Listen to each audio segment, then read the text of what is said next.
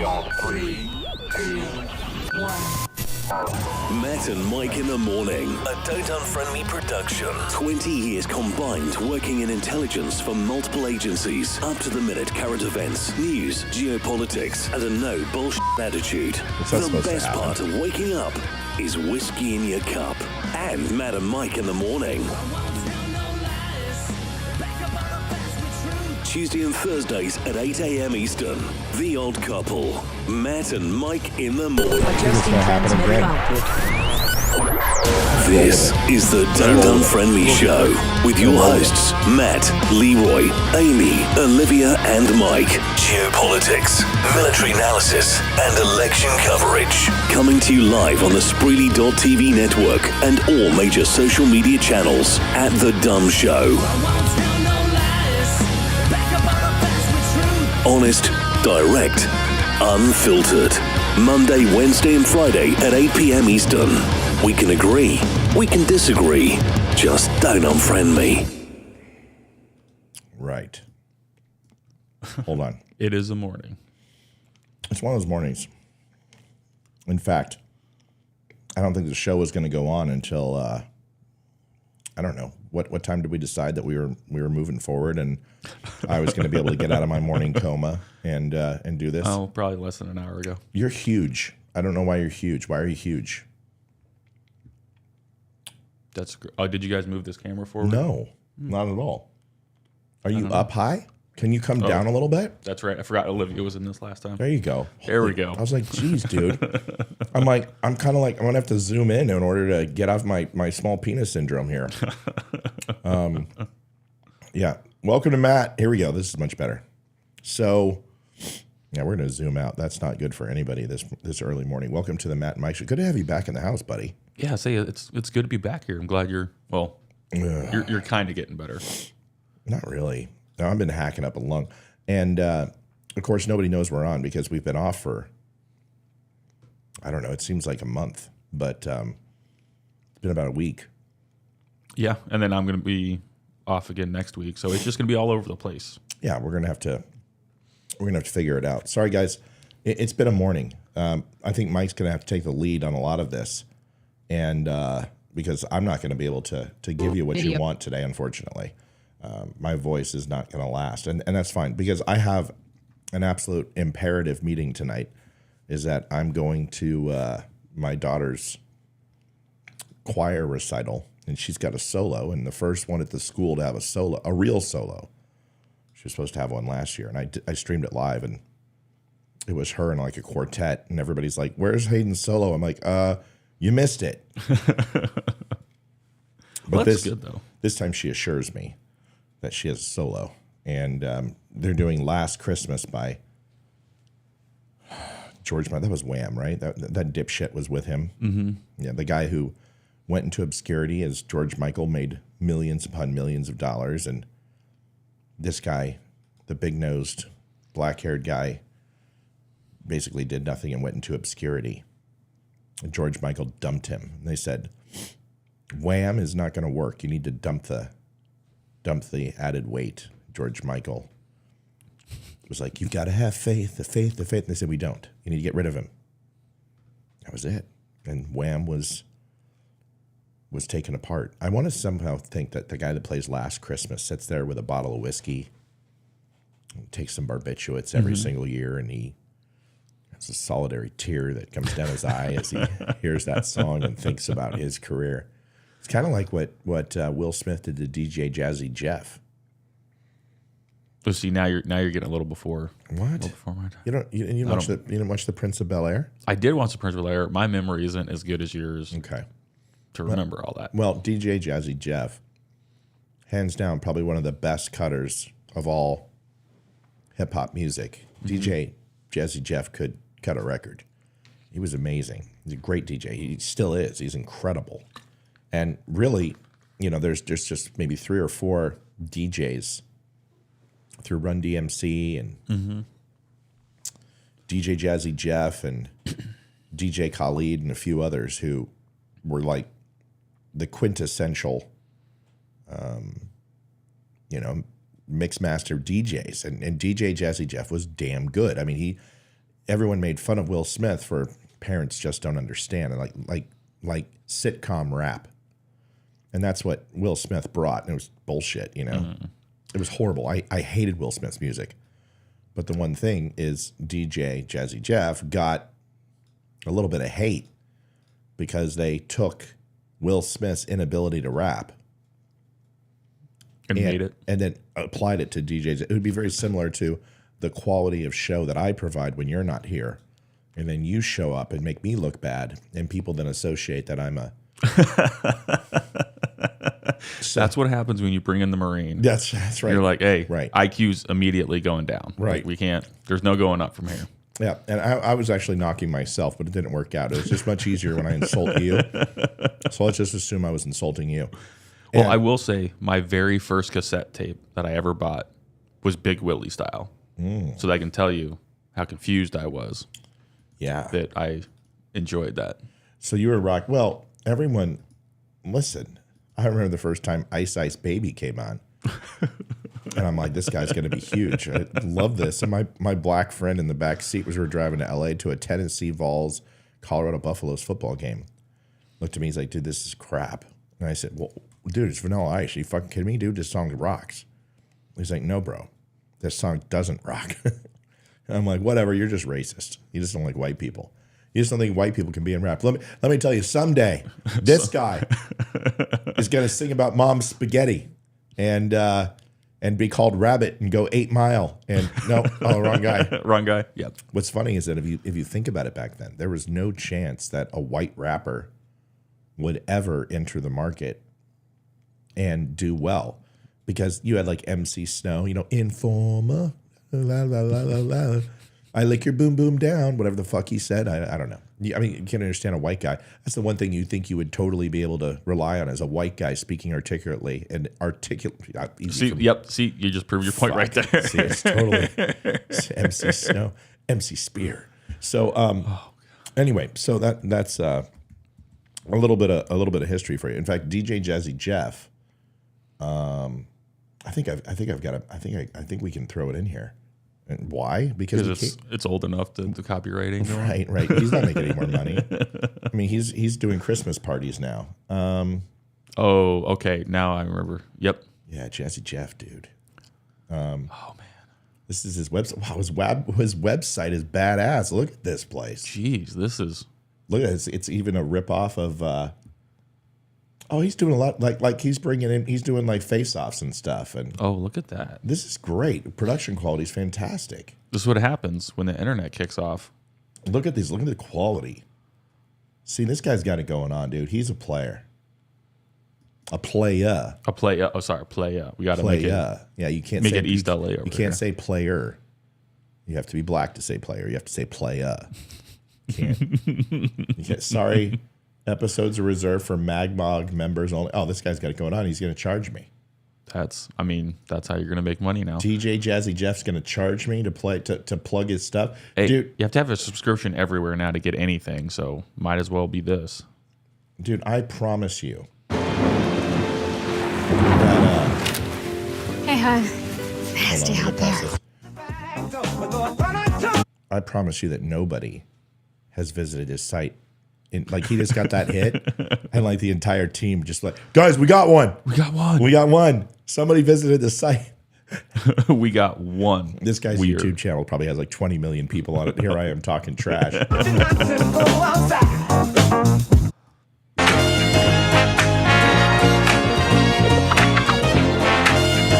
See, I don't even... Tell me what you gonna do. Tell me what you gonna do.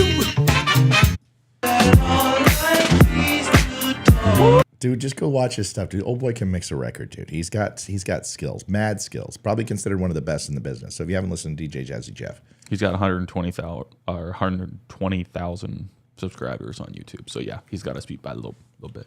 Well, on YouTube. What's his Facebook though? See, that's what I'll put my money on Facebook. But anyway, yeah. So listen, if you haven't listened to DJ Jazzy Jeff and you like that type of music, the guy can cut a record. He's a very talented DJ.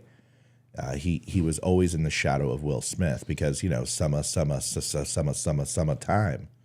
I mean, He should have just slapped him back then and probably would have propelled So I'm saying, himself a little quicker. you get my career out of your mouth. Bam. That relationship, dude, that's a fucked up relationship between Jada Pinkett Smith and Will Smith. I mean, I have never seen a man cucked so bad on national TV. You know, he's just like, you know, Jada and I've worked things out. And, you know, her sleeping She with told me what to do, and this is what we're doing. her sleeping with another man was probably one of the best things that ever happened to me. And then she leans over, Will, don't fucking ever speak for me again. Oh, I'm sorry, baby. Oh, my bad. That's fine. You know what? I'm going to go have sex with that producer over there just in front of you and make you watch just because you spoke back to me. I mean, See, they're the couple that would bring back Jerry Springer. Just do a season on them. Yes. With good old Jerry. If Jerry wasn't dead. Well, you know, we can do a lot of things now. That's true. AI. He's probably just hanging out with Elvis right now anyway. Smelling totally salts, good. space heater. Yep. Cattle prod. Probably get Jerry back up. Do something with a knife. Yeah, do something with a knife. So, Will, I've got a question for you. I'm wondering. Are you the father? Do you like to be underneath when the man blows or on top? Just tell us. Jada, how's Will? Listen, talking about taste in the mouth. Oh, jeez. What a horrible fucking relationship between them. That is the epitome of why you don't get married. That's not an exchange of ideas. That literally is modern day slavery. That man has no spirit. He has been broken. She has destroyed him. And even when he walked up and slapped Chris Rock, you know that's what she wanted. Oh, she probably just like, time to do the thing. Right. She has a little button, you know, beep. Manchurian Candidate style. And just Will Smith, go slap Chris Rock. Oof. What do you think about that thing? When he did that, the first thing I thought is, where are the handcuffs? Honestly, when I first thought it was staged. I thought it was a complete, like they're doing that for the ratings and all that crap. Man, I heard that thing. That was like the slap heard around the world. Mm-hmm. But then after that, wasn't like LAPD ready or wherever it was actually done? Like they were ready to arrest him. Yeah, and then of course the Academy steps in and says, you know, this is Will Smith. We can't have the man in black. So Will Smith, this is what happened. I'll tell you, listen, I have the inside track to these things. Will Smith, all he did was walk up and when the police tried to arrest him, he walked up and he went like this. Here, I don't have my sunglasses, but I'll reenact this with my regular glasses. Are you ready, Mike? Yep, go for it. He went like this. I just need you to look right here.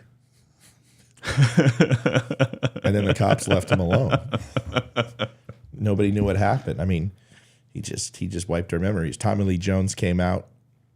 Now, I don't know. It comes down to this. He should have been in jail. That's assault. Yes. But once again, rules for the... And this is a great segue into our topic today, which is all about police and what's been going on. So I guess we should get into it. But okay. Well, one question before that is, yes, should he committed assault? However, if Chris didn't actually press charges, then are the police actually going to do anything? Or because they saw it and it's televised, they can without it? They still have to... Okay, so that's a great question. So even if someone doesn't press charges... if you witness a crime, you still have to arrest that person. Mm-hmm.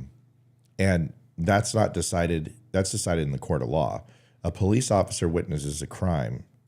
They are obligated to investigate and do what's effective and necessary because you don't know if that person's in a situation where they can't. Like Chris Rock and Will Smith could have been in a three-way love relationship with Jada Pinkett Smith. And probably still are. I'm sure everyone's. They call her. Who isn't? They call her doorknob. Everybody gets a turn.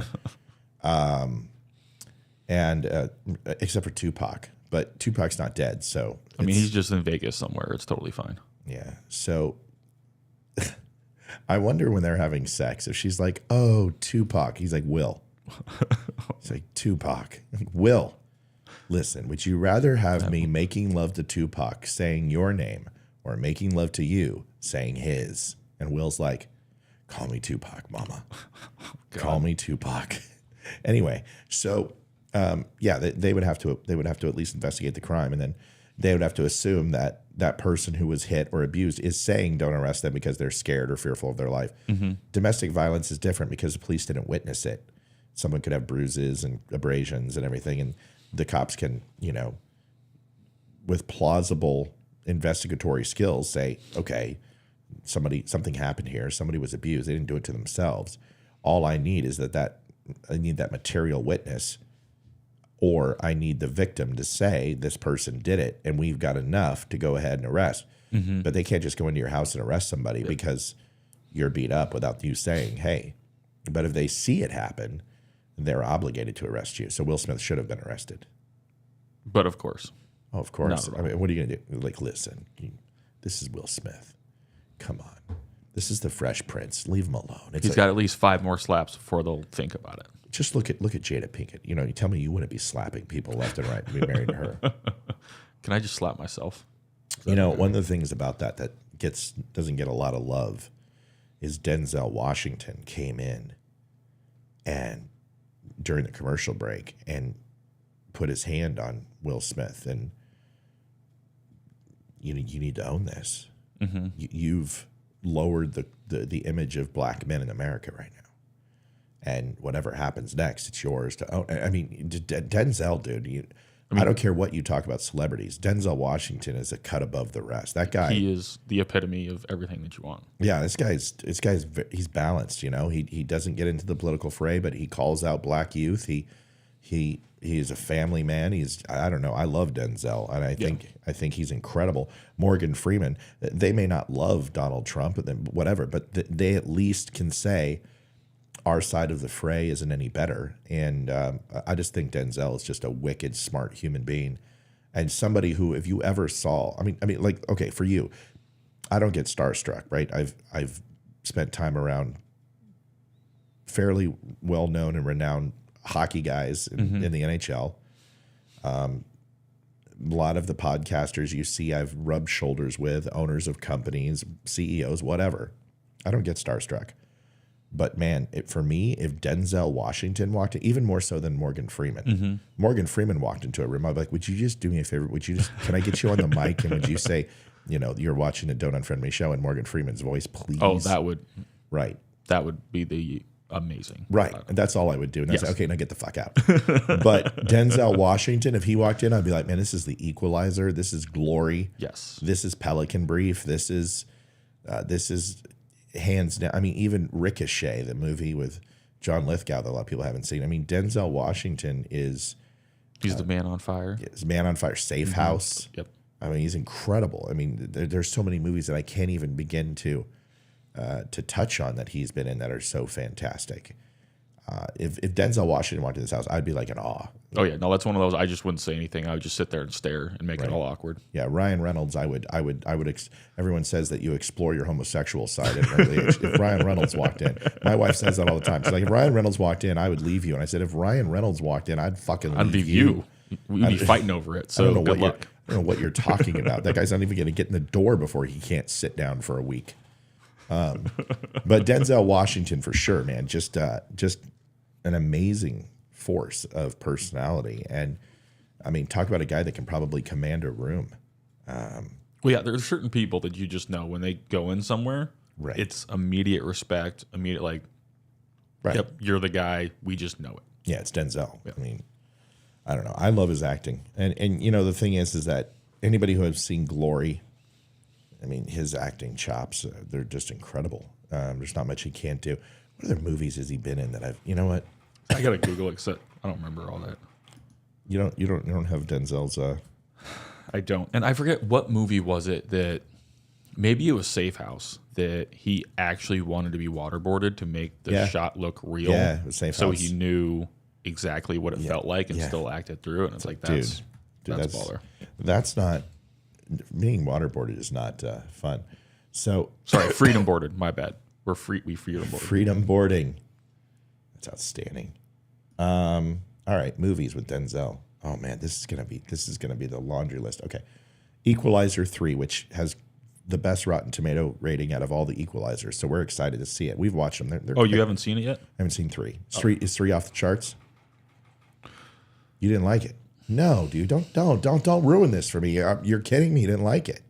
Well, no, I still like it because it's Denzel. But again, it's one of those, once you get in that trilogy or that series, yeah. For me, I think 2 was the better one. I thought 2 was great. And then it's kind of a split between 1 and 3, but What are you trying to say? It's the worst one out of the 3? not the worst one. It's just it. Well, you only have 3 movies, dude. I mean, it's like, okay, you just said the second one's the best, so it's either better than 1 or it's not. I think it's kind of on par or slightly below. Jeez, but when are you Marines? Are you this indecisive in the field? I don't know. Let's not go attack those guys. Let's leave them. No, let's go see, get this them. is when Let's leave you them. can have a philosophical discussion about Denzel Washington. You're going to have a debate. All If right. you want me to go out and shoot somebody, like that's like, okay. Right. Well, Denzel doesn't have a debate when he goes out and shoots people in Equalizer, does he? No. No, he reads a script. Yeah, I know. It's true. Roman Israel, Magnificent Seven. American Gangster. How could I forget that one? Fuck, dude. The Book of Eli. How did I not? What is wrong with me? Okay, the number one. We're done. Remember the Titans. Oh, it's so good. That's So good. Flight was Never beaten amazing. that one. Unstoppable was great. American Gangster. Inside Man. Oh, that's one of the most underrated. Inside Man. I love Inside Man is so good. And dude, the guy that's in Inside Man, Clive Owen. Oh, so freaking amazing in that movie. Jodie Foster. So Man on Fire, we already mentioned. Yep. Out of Time. That one's good. That's got Eva Mendes in it. And anything with Eva Mendes in it is good. Just put it on mute. So this is a really random side note, but the Magnificent Seven. I'm pretty sure this is the movie that my brother and my friend were watching. This is back when I just graduated high school, and my brother ended up getting shot because my friend had a ND. I don't know why. Every time I see that movie, I automatically go back to that. But that also goes back to hey, if you're going to carry a firearm, you should probably respect it and know its status. And if you're not sure, you should probably check it. Right. But yes, that started the entire Forrest Gump, Lieutenant Dan line in my family. But it's also one of those, my brother and I like to one-up each other. So if he got shot, obviously I had to go get blown up to Can win. you get shot in the ass, right? He did. It was just one of those. I mean, we were camping. It was just us 3. We were probably 3 hours away from our house. Like we were out in the woods in the middle of nowhere. So you chainied him. I didn't do it. I was indisposed going to the bathroom What at the time. were you guys hunting? Were you using varmints, 22 rifle? What was it? So Was it actually, a 308? it was Wouldn't be alive. a Smith & Wesson 40. Oh, okay. But actually, it was one of our buddies. They were sitting in the camper at a table, and my brother was on the left-hand side. My friend was on the right, and the TV was right in front of him. Of course, my friend, and we'll go through the sequence. We were just out there. It's really dusty. Obviously, it's Arizona. It's really dry, so everything just gets coated. So when we got back, turned on the movie, he pulls out his pistol and starts wiping it off. He pulls out the magazine and The clip, oh, sorry, the high capacity clip, high capacity clip, right? full auto semi thing. Right, the Foley semi-automatic ammo. Yeah, the Foley semi-automatics are very dangerous. You have to be very. I'm surprised he survived just from It the is. magazine alone. He just You can't touched even- it and the whole thing went You off. can't touch it. Right, it touches it, it immediately goes off. It's actually got a little C4 at the bottom, so you can hit the Right, button and just but- it all goes. But people don't understand that. You don't need to go so in depth. But Oh, my but bad. very technical of you. Go ahead. Yes. So he pulls that out, wipes that off, and I believe it's for the I really Smith feel & bad Wesson for as anybody well. who just walked into the conversation. Like, he it's- pulled it out and he wiped it off, and people are like, "What the fuck type of show is this?" I mean, This is sorry. what happens, it happens. what happens at Don't Unfriend Me show? Stay. So, okay, go ahead. and I believe it's with the Smith & Wesson, just like the Glock. You have to depress the trigger in Correct. order to take off the slide. Correct. So, in that order, the sequence, there's one thing he didn't do. He didn't check the chamber. Oh 'cause, no. You know, why would you? Oh no. So what he did is Oh no. he had the pistol in his hand, and he was using his left hand, and he was holding the front of it, but he was covering the he was covering the barrel. So he had to depress the trigger to get the slide off. So he depresses the trigger, and obviously we didn't know this at the beginning, but he actually shot himself through the fatty part, I'm sure. and then shot my brother right in the butt. So obviously I hear this. I have to come out. How old is he? So I was 18, so he would have been 20. Oh God. So we had to carry him into the truck. I grabbed my dad's nice little snot rag he had in there to give to my friend to hold pressure. And then we had to drive 15 minutes to get cell service to call 911. And then it was a 45-minute drive to the highway to meet the ambulance. So then they could get him to a helicopter. Hold on. I don't understand. So you're saying that he was in the process of ejecting the slide? He was, but he had his hand over the barrel, which I don't understand. So he had his hand up front. But why would he depress the trigger? Because because just so like he could I take just off did. the slide. Like I just did. Well, you don't have to depress to take off the slide on a Glock. So the 40 might be different. But I did clear it. Yes, that's the important thing that was missed. Okay. It was not cleared. So when he racked and then went ahead and moved back. But he also had his hand up front on the barrel instead of behind like most people do. See why?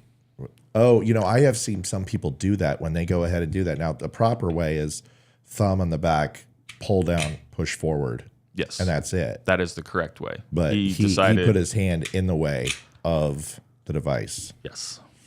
So that was our wonderful experience. Yeah. So then my brother tried to one-up me and get shot, and that's when I'm like, nah, bro. I'm gonna get you on this one. Blow my legs off. Talk about a little bit of an escalation, right? You could have taken a blowtorch to the knee. Listen, if a crossbow bolt to the shoulder, something. But this is where the Marine came out. Bird shot to the face like Cheney. All right. Good story. Manchurian Candidate. Good movie. Out of Time. That has Eva Mendes. You got to check it because Eva Mendes, I think, is one of the most. Just, my God. Antoine Fisher. That was great. John Q. That's another good one. Training Day. Oh God, yes. The Bone Collector. That was great with Ashley Judd. Or no, that was not Ashley Judd. That was Pitt's wife, Brangelina, Angelina Jolie. Why is the Gladiator on his thing? I don't know. I'm not there yet. Siege. The Preacher's Wife. Horrible remake of The Bishop's Wife. What a piece of shit that movie was. Courage Under Fire. Oh, that's going so good. Devil in a Blue Dress was good. Crimson Tide, dude. Yes. The white trash version of Hunt for October. Yes. That is another good one. Pelican Brief. Philadelphia. Oh. Man. This guy's been going forever. Malcolm X. Ricochet, I mentioned. Oh, Mo Better Blues. You can't forget about that. See, now I think when we're done here, I'm going to go do a Denzel marathon. Cry today. Freedom, dude. Oh, so good. Stephen Biko story. That was a great movie. He was on Saint Elsewhere. I remember that. Now, what do you mean Gladiator? I pulled up his thing on my his movies on mine, and frickin' he wasn't in Gladiator. I know, but it's showing in here. Whatever. Something's wrong. The internet has lied to me. Apparently, that happens Go once figure. in a while. Must be a liberal site. All right.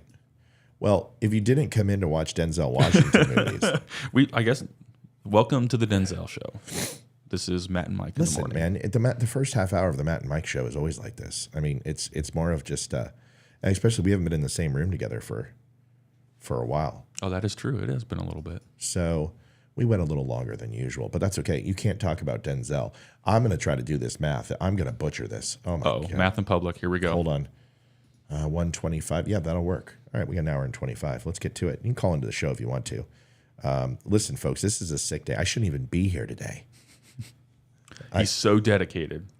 Coming here on a sick day. He's heard me hacking. It's not. It is wonderful. This isn't sympathy shit. Like, look, I should be in bed. I think I was 101.6 yesterday, and today doesn't feel much better than that. And I try to downplay it, but yeah, the one thing is you get the silky smooth voice, or it's like, hey.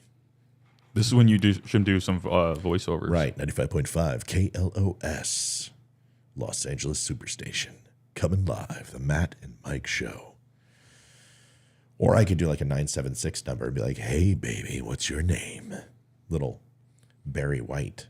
How low can you go? All right, so this is going to be an interesting show because this is a topic that actually I don't know, I kind of care a lot about. And I have encroached upon this topic from time to time. And the reason why I have is because I think and you're not going to like this. I don't know what you're going to think, Mike. I don't think women should be in the military. Maybe not military combat. It's not military because I've had an opportunity personally to work with IDF, and I've seen the commitment of the Israeli women, and it's incredible. But there's a necessity for that versus the United States. Now, there may come a time when we have to have females in combat, especially with this recruiting class and the way people don't join. But I believe, in my personal opinion, that women are a distraction in combat. Yeah. Okay. Yeah. So that's the one thing I was going to go to where, and I guess most people don't think about this, is when you have an all-male unit and somebody gets hit. Yeah. Obviously, I think most people's first reaction is going to be, I need to get to that person right now. Yeah. No. The first thing is you need to get cover, you need to get suppression. Yeah. So that way you can safely get to them so you're not adding to the casualty count. Correct. The second that you throw a woman in there, there is just a instinct for a man that they are going to go get to them, likely when it's a bad time, and there is a chance you're going to have a lot more casualties because of it. Correct. So 100%. I've always gone under one of those, if you're going to do it, you better make it an all-female unit. So that way Fox Force 5. that way, like the body weight and all that is shit.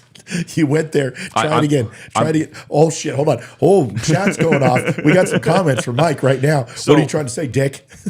What I'm saying about that is for dragging. Yes, for similar weights, so that way they can get themselves out. Because guess what? When I got blown up, one guy pulled me out. Granted, yes, I was missing some of my legs, but full body armor, full ammo, dragging me out. One guy did it. 250, 260 pounds. There's no way. So if you're going to do that, you either need to do that all-female unit, or guess what?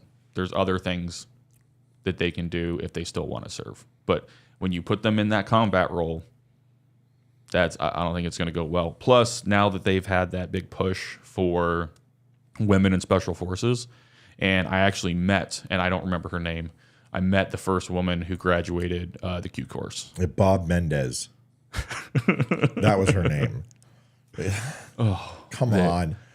It's just like anybody who thinks that if you think anyone can go through SQT or go through BUDS or Force Recon, ladies, listen to me. Women are incredible. They can do incredible things. But just because one or two women on the planet can actually do it doesn't mean you should. It's not, the military is a selective service for a reason. Well, it sometimes is. There's a lot of waivers and shit now. Well, right, but you get my point. The point is that it's the only form of open discrimination. Like, they can actually not hire you because you're black. That's the military. They fill their black quota. They want white males who are 22 years of age without a college degree. That's an actual check mark in a box. I worked at a recruiting station for 3 months TDY. Some of the shit that they could do. No, we can't take her. Why? Because she's a female. What the fuck do you mean? We've taken our quota of females for the month. Can't take any more. It's the only open for how many homosexuals can we have?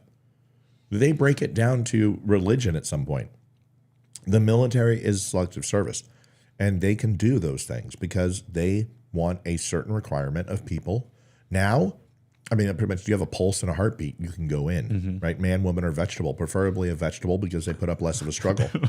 We'll do exactly what we want. Right, right. But that's the thing. It's a selective service, and I'm not. Listen, I've known some hard charging women, unbelievable women. But Mike's absolutely right. If I'm putting rounds down range, and a woman takes a hit, takes a round, I'm going to stop what I'm doing. I'm going to help her because that's what men do. And you can go ahead and pretend that that's not in our DNA. It is. The reason, the type of personality that joins the military is a Captain America type alpha protector person. That's who we are. And most military guys are like that, unless they're joining because they don't have another option like jail. Or they're doing it for the signing bonus, or they got conned by their recruiter. But most guys are going to be that, Chris Evans type guy who doesn't look like Chris Evans, but certainly has the heart of him. And if you see a woman take a round, your buddy takes a round, you know what you do? You fucking lock and load, and you want to. You like, I'm gonna kill the motherfucker that just took out my buddy. Exactly. You're gonna make sure he's taken care of. He's tied off, and then you're gonna start putting rounds down range. With a woman, you're gonna hold her hand, and as she's calling for her mom, and she's bleeding out, you're gonna be there to console her, and you're gonna get yourself fucking killed. I disagree with women in combat, and it's not sexism. You know what? Even if it is, I don't fucking care. Fine, I'm a sexist. I don't give a shit. There's certain things men can do that women can't do. We've been doing this for hundreds of years. It should stay that way. Women don't need to be in combat. We've got this, ladies. You know what? We understand. We register for the draft. It's part of our what we do. It's what a man does. And the moment that we need to start bringing women into this, I think it is a shame, because I don't want to see my daughter on the battlefield. Exactly. And then I go back to where people want this, oh, everything's equal. I'm like, okay, well, when the Ukraine war started, why didn't everyone speak out? Like, okay, why did the women and kids get to leave? Why didn't they force all the women to go back and fight? Right. So like if you want true equality, yeah, that's then it. When it comes down to it, why didn't you advocate for that? Why didn't you want all those women to go back to fight for their country and just leave the men to do it? It's also what happens if women get captured. That's a big one for me. Yep. It's like, honestly, if I had a female member of my unit and it was her and I and we're about ready to get taken, I'd probably shoot her. I hate to say it, but I'd probably shoot her. And that's like I would never do that to a guy. But if a female, like you're surrounded by Al Qaeda, ISIS, Muslim Brotherhood, whatever it is, and we're going to be taken, I'm probably going to shoot her. Because that is going to be much more pleasant than whatever's about to happen. And you know it's going to be god-awful. That's the truth. I mean, that's the fucking truth. I'd never shoot a guy. Never, it'd be like, hey, man, we're intelligence. We got to take each other out. Fuck you. You even touch your sidearm, I'm going to fucking stab you in the throat. You're not going to kill me. Fuck it. I'll go there and face whatever torture they got. You're not going to kill me. Fuck you, buddy. Man, we promise. Let's take our cyanide capsules. We didn't get any of those. What the fuck's wrong with you? We haven't got one of those for a long time. Get away from me. But if it's a woman, I'd probably shoot her. And that is like, that's a very difficult thing for me to say, because I love brothers and sisters in arms, but that's the most humane thing I can think of. If you have to say that, the thing is you have to make these distinctions, right? You have to make these distinctions. And because you're making these distinctions, then the conversation needs to take place. Listen, you ask any operator, you want a female next to you going into combat. You may have these guys who are like, oh, yeah, any woman, sure. Bullshit. Ask any team guy, ask any Force Recon guy, ask any British SAS. Ask any Delta guy, do you want your sister next to you in combat? And they're going to be like, no. Do you want a woman next to you in combat? They're probably not even going to go ahead and give you the, listen, women are very amazing people and very capable. And they're not going to do that. They're just like, no. So, and this is also one of those, like, do they play a role in those specific units? Yes. Sure. But it's also for specific things. But I will say, I do know one woman that was affiliated with one of those groups that a bunch of men that were all former SF that wanted to, try to show off, try to be like, oh, look how awesome I am. They all went to the shooting range together, and she freaking annihilated every one of them. Right. And these were former SF, MARSOC guys, and I think a couple of SEALs, and they all left with their tails between the legs, and I thought it was freaking hilarious. That's awesome. But it's one of those, that's one in a million right there. Like, right. She's the one that can actually do me a favor.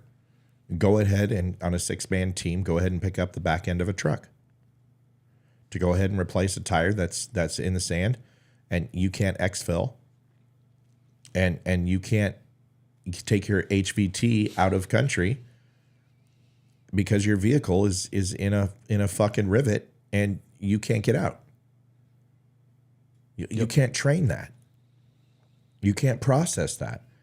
Go ahead and take Mike's legs off. Now go ahead and drag Mike. I would have a hard time dragging Mike. I'm 225 pounds. I can squat 350 with a broken fucking back.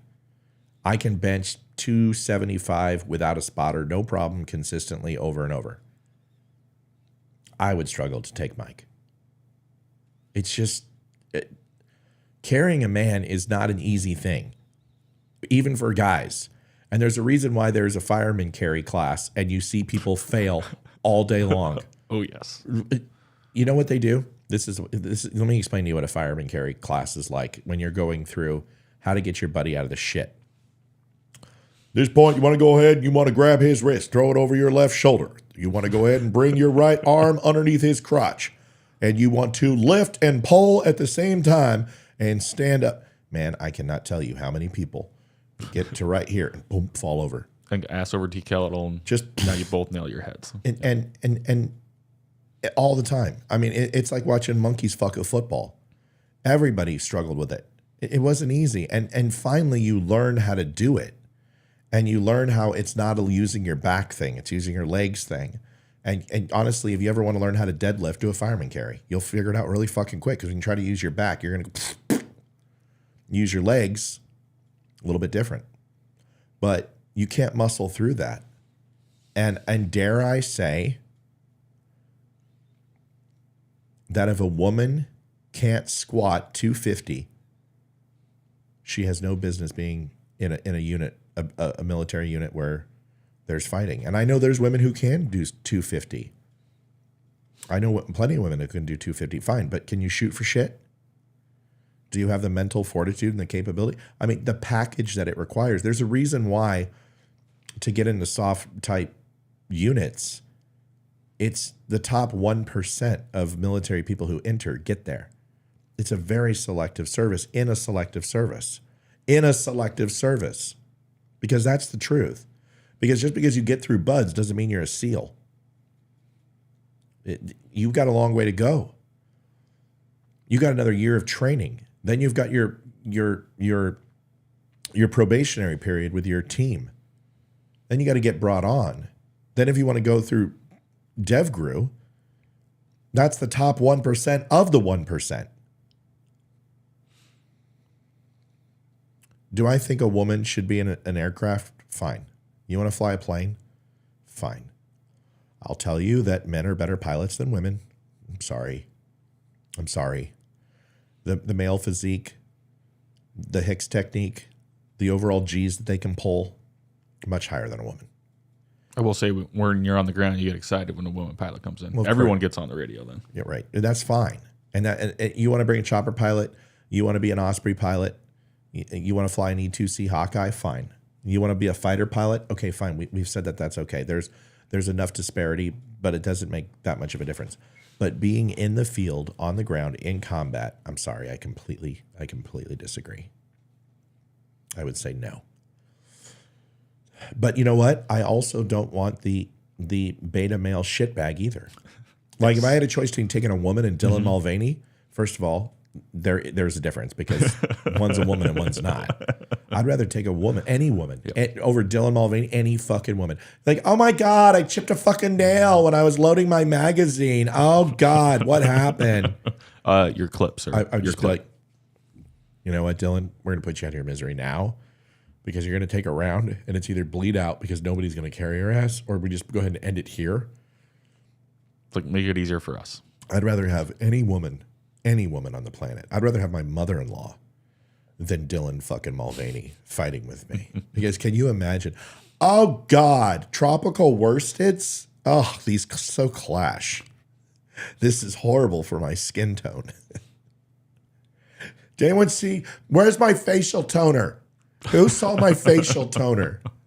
Isn't that in your Bud Standard issue with some some suntan lotion on there, right. some beach balls, Right, some color number 25 blue, some Dapper Dan for your nails. Hair going. Look, my nails are camo too, boys. Can't see them. Jeez Louise. Dominic Izzo did a good show on women police. And that's why we're talking about this, right? It's not just women in the military, but women in the police force. So if we have where most people believe that women shouldn't be in the military, well, the question is, should women be police officers? And that is a whole nother topic. So Izzo is going to take it. Now, Izzo, occasionally we have some language here that isn't the It's best. Izzo. So he Just to say. he kind of gets a little rowdy, but you got to love his stuff because it's always honest. And I know our numbers are up and down today. So I think we're going to move back to 9 o'clock because it seems that that's when it fires off. It's 5 in the morning in some places. And people, let's face it, I can't handle you at 5 in the morning. I could handle both of us at 5 in the morning. Let's watch this. We'll figure out a good time and we'll go from there. Here's the Izzo Show, who is a good friend of the show, somebody who is on the Spreely TV network. And no, we're not paid to promote him. I just like the guy. And he's fun to listen to his stuff. So take a listen, and here's his take, and then Mike and I will obviously chime in on what we think. Here it is. Video posted on social media of 4 female Chicago police officers attempting to arrest a suspected shoplifter has sparked backlash over the department's health and fitness standards. Footage shows the 4 Chicago police officers approaching the suspect as he emptied out his pockets when they start to detain him. The 4 officers pinned the suspect against a wall, but were still unable to get the handcuffs on him. Police scanner audio revealed one of the officers defeatedly asking for backup during the incident. She sounded out of breath. Can I say I can't stand the AI voices? Yes, they are freaking. They're so annoying. Like they can make them not sound like a robot. There's ones that do it. Our commercial, the Red Friday commercial, it's AI. He doesn't sound like a robot. Wow. Yeah, it's all AI. 100% AI. And because I couldn't do the voice, and I was like, nobody wants to hear me that much. But I can't sit. I went to picked up some pepperoni pizza, and oh my God, I can't stand those fucking people. Come on, just do it. Just do it the right way. That's the fucking Walgreens. You went all day running up down on that street. It's like it just started. Why are we out of breath? Sparked outrage online, and commenters questioned. If people don't understand, then this is something that most people don't, is that most people have about 11 seconds of reserves in a physical struggle before they're completely spent. 11 seconds. That is, if you haven't been in a physical fight, if you haven't been in a struggle, you have no idea how exhausting it is. Even 11 seconds of physical struggle with another human being. It is exhausting. And if you think I'm crazy, run as fast and as hard as you can for 11 seconds. See how far you go. If you can't do that, then you're not going to be in a fight, because that's what a fight is. A fight is cardiovascular, it's overall tensillary strength, grip strength, balance, push, pull, and stabilize muscles. You're using every muscle in your body. This is why, have you ever seen a fat Greco-Roman wrestler? No. No. There's no such thing. These guys go for 2 minutes, 2.5 minutes, and they're built like brick shit houses. And then, what do you do for your workout routine? I wrestle. Well, right, but what do you lift? Other people. Bill. Yeah. Or other human beings. So, People. So That's all you need. you look at MMA fighters, a lot of these guys. So to assume that these cops wouldn't be out of breath in 11 seconds is not surprising. And that's the thing that I know in a fight is I'm 50 years old. There was a time where if I got a hold of you, you're done. I am a big guy with a very strong grip. There ain't no fucking joke. I have got a grip that you can't believe. You see all these videos where guys pick up 400 pounds and their grip gives it. My grip doesn't give out. My strength, my back will give out before my grip will. I got a hold of you. I'm going to break you. Now, all I got to do is I just got to outlast you for 10 to 15 seconds, and you're going to be spent. And once you're spent, I'm going to take a knee up to your frickin' nose, and you're done. I won't fight like that anymore. I'll just outlast you. Yeah, because you don't need to, because you're also smart enough to know what you have to do to get out of it. Right. But then it's, hey, they're going to go out, either take a couple punches or get some good dodges in, and you're like, all right, now you're done. Now it's time to work. Yep, that's it. And that's really all it is now, if I'm going against an MMA guy, I'm going to lose. I'm going to shoot you. I'm not going to fight you. I'm going to shoot. The moment that I reckon you come out with cauliflower ears, I'm going to draw my weapon and be like, hey, motherfucker, you take another step, I'm going to put you down. You know, I don't fight MMA guys. I'll fight you from 750 yards away. Okay, that's how I'll fight you. But if there's somebody who wants to go ahead and start throwing blows like a fucking moron, I'm just going to step out of the way of what you got. And when you're winded and you're done, then I'm going to go ahead and have my way with you. This situation, you are the person that they're waiting the 11 seconds for. That criminal is waiting to give you just enough push, pull, and work your inner core and your cardiovascular system and take and deplete your oxygen from your body so they can break away. You see criminals do this all the time. They'll struggle, blah, blah, and then all of a sudden they're out of breath, and then boom, they make a quick jerk and they break free. Taking down a human being is hard. And with the limits that police have, it's almost impossible. You can't do a rear naked choke anymore. You can't take out your PR-24 and retractable baton and hit them upside the knee. You can't spray them with mace. You can't stun them unless there's a weapon involved. I mean, or you're getting your ass kicked. So anyway, let's finish this real quick. Sorry, I went off on a tangent. If the fitness abilities of the officers limited their ability to arrest the man. What are your thoughts on this? All right, I'm going to put in my 2 cents. I'm going to go in an absolutely unpopular direction for a second. It's going to offend a lot of you out there. Number one, this is the pro-police view. I know for certain that these cops are not being backed up by the department, meaning that if 4 women, we'll get to the reality of the subject in a second, if 4 female officers who are supposedly trained or whatnot, maybe it's 4 because you got 2 in FTO and they've got trainees with them, so we are actually fighting with other cops. Field training officer.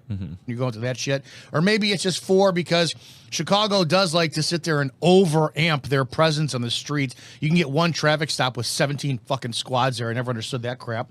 But I do know damn well that when it comes down to people, especially black subjects, that cops are afraid to go hands-on and use the proper force necessary to effect an arrest. You can go look at ForceScienceInstitute.com, and there's a study on their website that shows that when it comes down to the interaction or use of force, the engagement of use of force, that there's a time gap, like whatever, 0.5 seconds. Cop will use force on a white subject. She was on his neck. What's that? I'm pretty sure she was just on his neck when they turned around like that. Yeah, and he's right. I mean, the dollars to donuts,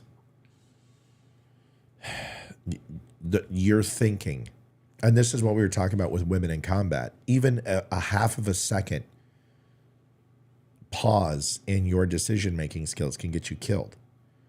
And in the police force, it's the same way. And if they're looking at this guy going, well, he's black, I could be arrested, I could be under investigation, or I had 3 cases last year that all came back at me and they were African Americans. If you have to do that, it's going to make not only you indecisive, it's going to put you in jeopardy and get killed, because the criminal is not considering any of that. That criminal is considering, how can I go ahead and get away? How can I go ahead and flee? What do I have to do the least amount of damage? If I got to shoot the cop, I'll shoot the cop, but I'd rather just run and get away. And they're making all those calculations in their head while you're trying to make those calculations on if you should stop them or not. So one thing I just thought about when he said, like, oh yeah, it was 4 females. Why isn't there some type of standard where it's like, okay, if you're gonna have 1 female, you have to have a male with them? Because obviously there's times it is good to have a woman there, because if you have either a female subject or it's a domestic and you can break it up, maybe a woman's going to talk to a woman a little bit better than they are a man. Like there may be some advantages to it, but I guess why would you stack it to where, like, no, it's only for women? That's my one question. Like, because why if you have that? to make that accommodation, you shouldn't be making it. See, that's my point. If I've got to say, okay, Mike, you're going to go into a hand-to-hand combat match with 4 other guys. I want you to go ahead and pick your top 4. And if any of them are women, I'll be shocked. That's fair. Okay, well, then they shouldn't be in the field. If I'm going to get into a hand-to-hand fight with 4 other guys, I'm not going to pick any woman. Cops are going by right now. This doesn't happen around Hill. Did you hear what happened at Tammy's Diner the other day? No, what happened? We're sitting in Tammy's and we're eating. Fucking all 4 sheriff's vehicles come around doing the corner. They take it at 65, hit e-brakes. Ooh. and they start booking, dude. And all of them are going up our road doing 85. Oh, so they came up this way? Yeah, they left the sheriff's station. And so we're like active shooter or something because there was that shooting, but it was in Sterling. Yeah. It was the shooting this past week. Yeah. So they all went and they brought the heavy SUV. So they had the armaments with them. Mm-hmm. They emptied, even the call center was gone. Everybody popped smoke.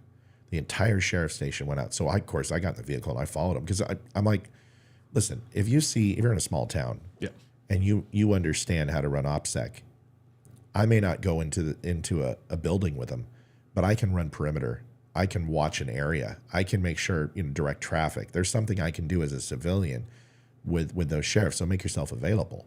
So I started following. They were going so fast, dude. And I was out in 30 seconds. Everybody knew. They're like, Matt, be safe. Everyone knew I was just going, right? And I couldn't catch up to them. That's how fast they were going. And I cooked it. I was in that Honda, and I was gone SUV. I was up that road doing 75 and nothing, and I couldn't catch them. I didn't even see any dust. They're just gone. So they were doing, by the time they got up to this open road, they were hitting 95, 100. So wherever they were going, they were moving. But the point is, there's been a lot of that lately in Round Hill. It's been crazy.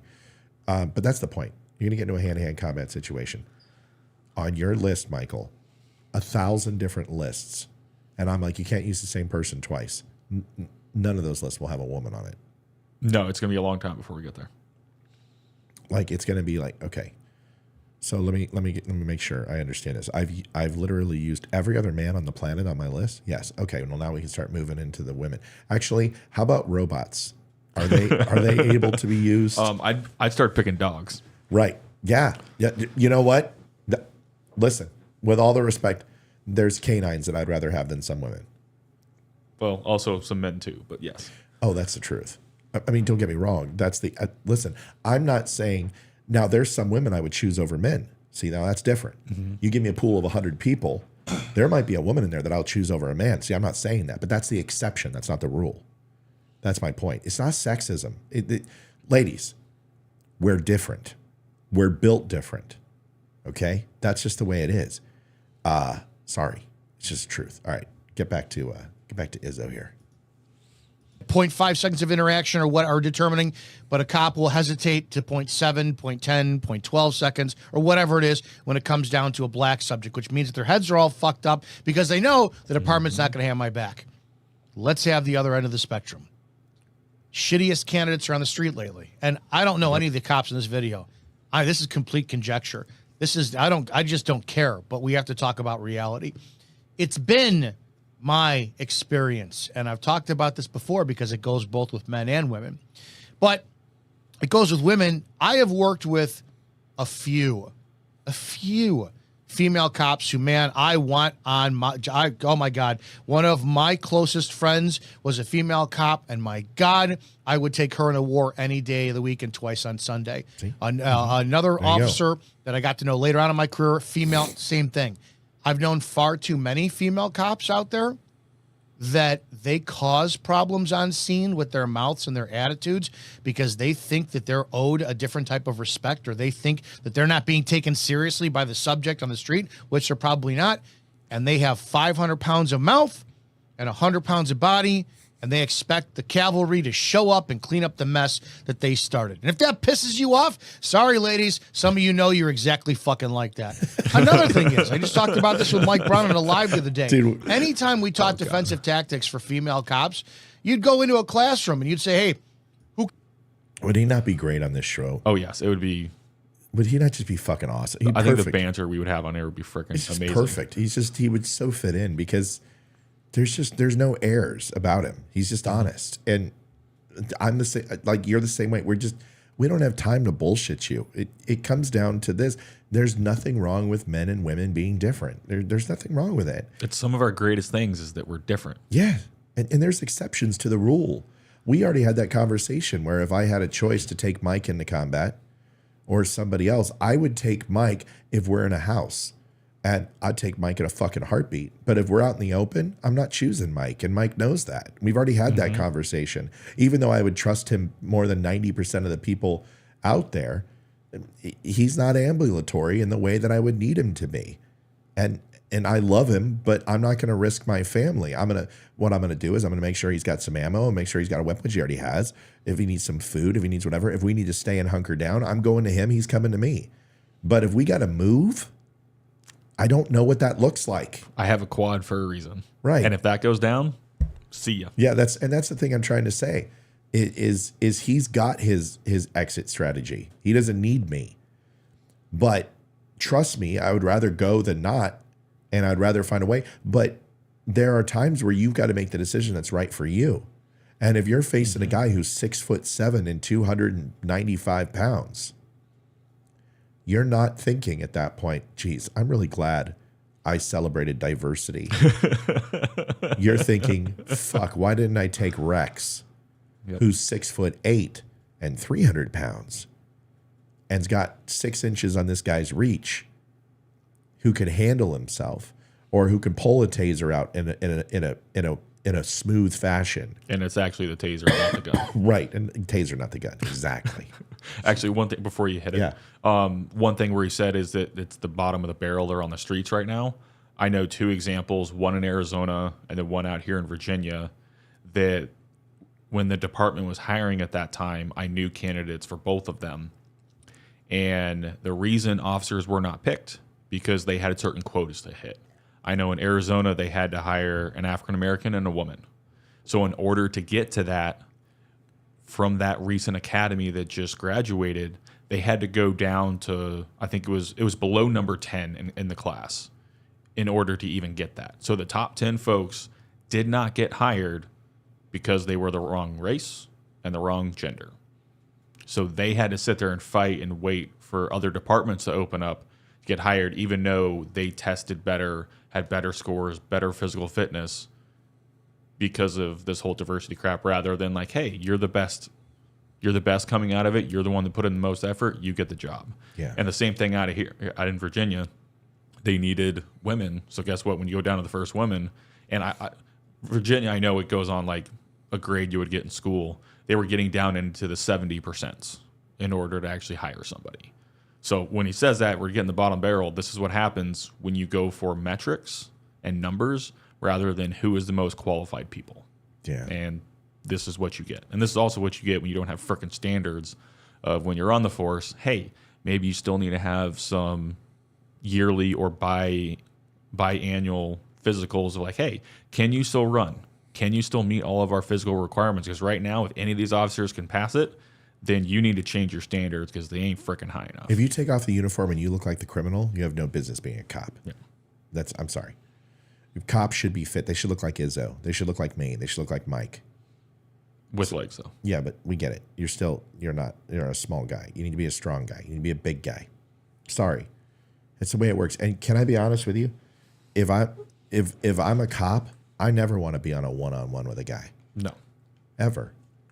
There's no reason to fight fair. That's You're a right. cop, like, I don't want to fight fair. No. I'm coming with overwhelming force. Absolutely. And that's the way it should be.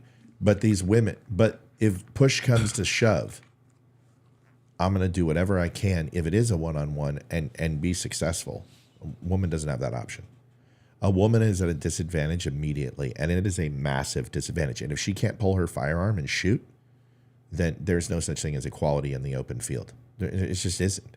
Now, we're coming from a military perspective, right? Mm-hmm. Izzo's coming from a cop perspective. And to hear him say, well, there's a couple women that I would take, I don't know if Izzo isn't somebody who placates. So he's not saying it. He means it. Well, I agree. There's a couple women in the IDF who I would take in a heartbeat. But I still wouldn't choose them over any. There are snipers in IDF, females, that I would take in a heartbeat in a situation, but I still wouldn't take them over any MARSOC sniper or any team sniper or any scout sniper. Sorry. No. Anyway, here it is. Could take me into custody by themselves. And not one, no, I just can't. Their mindset is defeated. Any room I walk into, doesn't matter how big the person is, how many there are, I'm the only one fucking walking out. And that's a mentality I have. But sadly, not a lot of female cops have that mindset. We were just talking about that. Then we have diversity hire. We have fitness standards difference. If you know the basic bullshit shit for cops, it's a bench press, a 1.5 mile run, a sit and reach and sit-ups. Guys who are between the ages of 21 and I think 30 have to bench like 97% of their body weight. Women have to do like 60 or 70 something. It's just a fucking double standard that's always been the case. Not knocking these women who are cops, but you couldn't get the job done with 4 of you and you're asking for more. Again, I can say this because at times I was. Are you fat and lazy? Are you undertrained? Is your mindset not the right way? Is there a reason why this is? Is your command? Are you going through your head? Shit, I can't take a black subject into custody by using force because the police command, they're not going to back me up. Are any of these things the cases? Again, it's a dynamic, flowing situation. I go back and forth all the time with whether or not females should be cops. In this case, I don't know anymore. I truly don't. I think that they should bring things back like height standards. When I was a kid, anybody under 5'8" couldn't become a cop. I almost couldn't become. They changed that rule. They implemented college for police officers, which is stupid. You get a bunch of book-educated liberal morons on the street who have no street smarts whatsoever.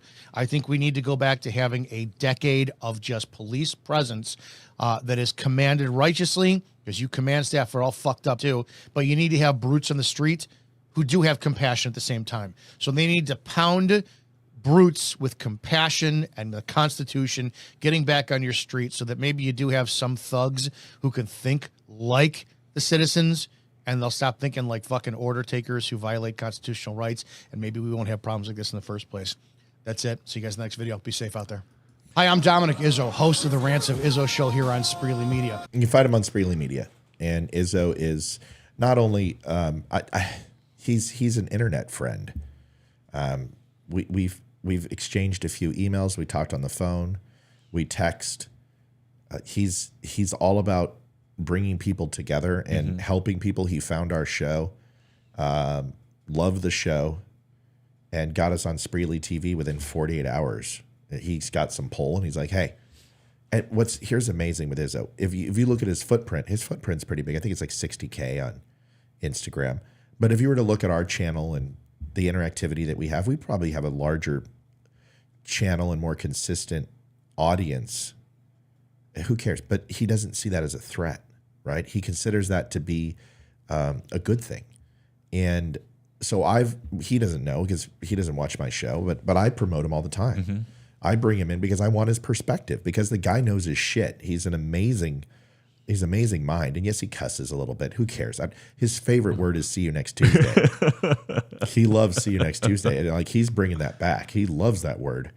But he provides a great perspective. So if you haven't been over to Spreely TV, you guys can do that. Spreely.tv, the Freedom Hub Network. It's going live on December 1st. All the apps will be available on Apple, on everything else. And then Mike and I have an agreement: is anything we make from Spreely, he's getting 50%. So that's what I want to do for him. I want to get, so I haven't made shit from them. I'm zero, zilch, nada, because we're still trying to get the network up. But they're doing good things, and they've got some really strong hosts. And if you haven't watched us over on Spreely, you can do that. Go to your Apple TV, go to your Roku device, your Fire Stick, and type in Spreely.tv or the Freedom Hub. And you can go ahead and watch us on the big screen. So it's kind of cool. Mike? Yep. So there's 2 things at the end of that I wanted to talk about. So the first one is the command not backing them up. Yeah. To me, that is a big problem, to where if you're working, and this is anywhere, if you have your leadership that's not backing you up, why are you still working there? Obviously, if it's gotten that bad that they're going to turn on you every chance they get, or anytime something goes a little awry. Now, obviously, if you screw up massively, like, that's on you. You need to own that. But if you don't have people backing you up, to me, that's an easy thing. Like, all right, it's time to go somewhere else. It has got so polarizing here that this is not a safe and stable area, or a command that's like, you know what, we know we have problems. You need to go out there. You need to do some things that people are not going to like. We're going to get some bad press, but we're okay with it. Right. Because in the long run, it's going to be better for the community and the citizens that we're trying to protect. So if you don't have that, you might want to take a good look at what you're doing, where you're at, and maybe find a new department and some leadership that actually cares. And this is where I kind of go back to there's times that you have to respect the rank of whoever's above you, but you don't have to respect them. But if you get to the point where you can't respect that rank anymore because of what they're doing, why are you still putting up with it? Like, yes, I want to be there for my community, but if where we live got like that, I'd be gone. Because obviously, if the entire community has changed that much, then either you need to step up in a different way in order to change the community and get it back on the right path, or it's so far gone, it's time to leave. Like, it's time to go somewhere else that actually has good people that are going to care, people that if something bad happens like this, then they're going to go and back up those officers if they need it in a way that is not going to harm the officers or put themselves in a bad situation. Where when I see this, and granted, it's Chicago, I'm like, there's times that I've wanted to go to Chicago because like certain events, like they have some sled hockey stuff there, but I won't go because of how bad it is. It's like, I'm not going to put myself in a situation. You go to Afghanistan, but you won't go to Chicago. Yes, 100%. Should tell you something. Yeah, because also I can carry a gun in Afghanistan. Yeah, no shit. Amen to that. If I carry one in Chicago, guess what? And then they're locking my ass up give it to forever. the Taliban. Exactly. Well, I mean, obviously they're more oppressed than us. We have to arm them. You got to take care of the Taliban. We're going to stop the Taliban by empowering them and putting them back in place. Yep. Afghanistan, 21 years of doing the exact same thing and putting it back. Everybody says, leave it better than you found it, not leave it exactly like you found it. Well, we did leave it better, though. We upped their standard in the military up to like 39. I forget the exact number. Yeah, we gave them armament. The seventh largest standing army in the world. Yeah, that's not bad. True or false?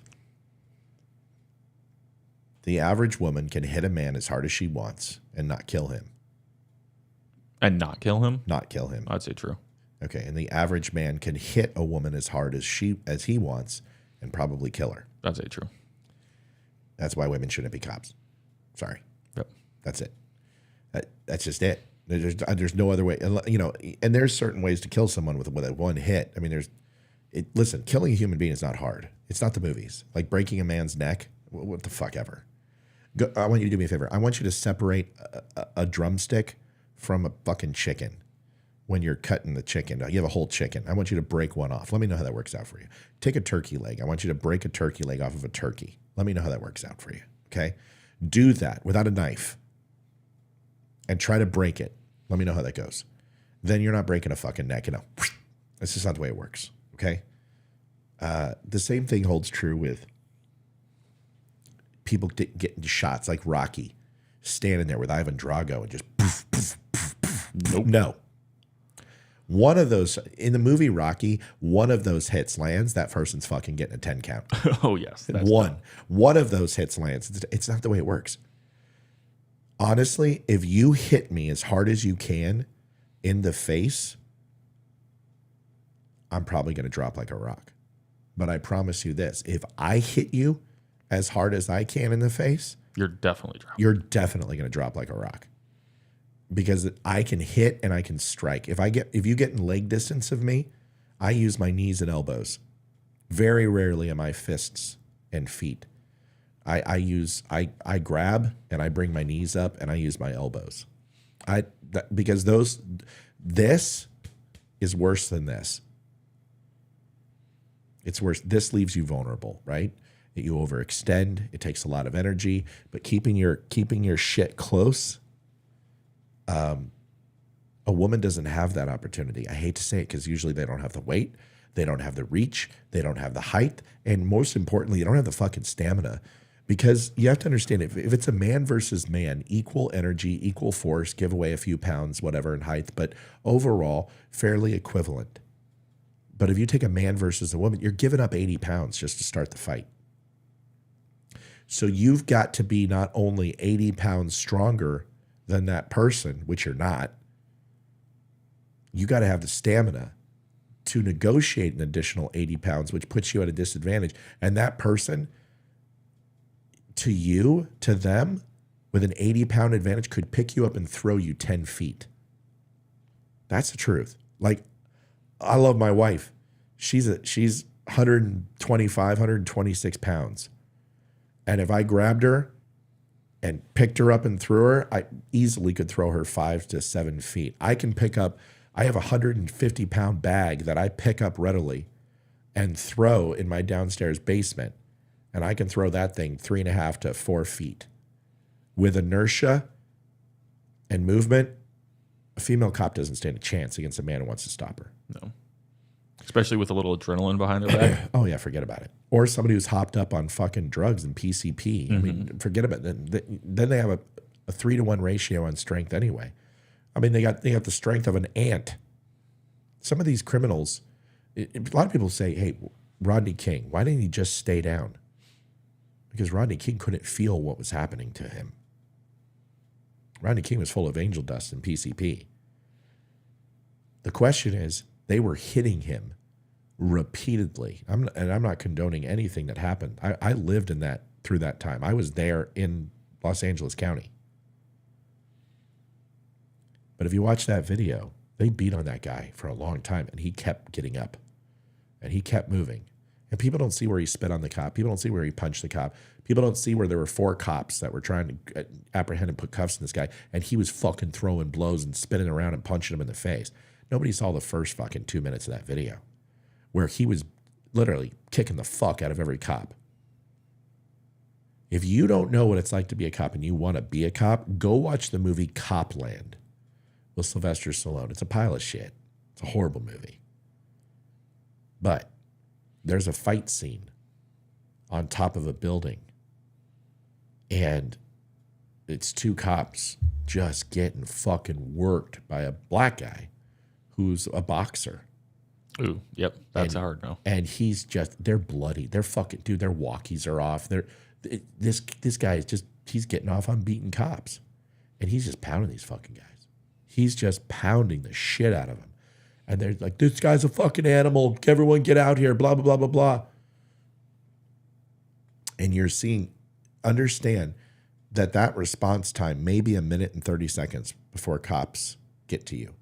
That'll be the longest 1 minute and 30 seconds of your life. And if it's only 1:30, you're lucky. Yeah. Because out here where we live, shit, it's going to be minutes. It's not going to be that short. You're not going to get back up that fast. So it comes down to this. Are women in the police force a good thing? Yeah. Diversity, equity. Is it necessary? No. And that's the only thing you need to ask. Is it necessary for there to be women cops? No, not at all. Should there be women firefighters? No, it's not necessary. There's plenty of guys. There's plenty of other jobs. Does it mean that you can't be a firefighter? No. Should you be? Probably not. It's just the truth. I don't know what to tell you. My father was a fire captain. I couldn't go do the things that firefighters do now. I couldn't take a 170-pound line and drag that shit up 10 flights. No fucking way. And I'm in great shape. There's no way I could do that. And if I shouldn't do that at 50, a woman shouldn't do that at 20 who can't. That's my point. There shouldn't be accommodations. That's just the way it is. And truth or not, that's the way it is.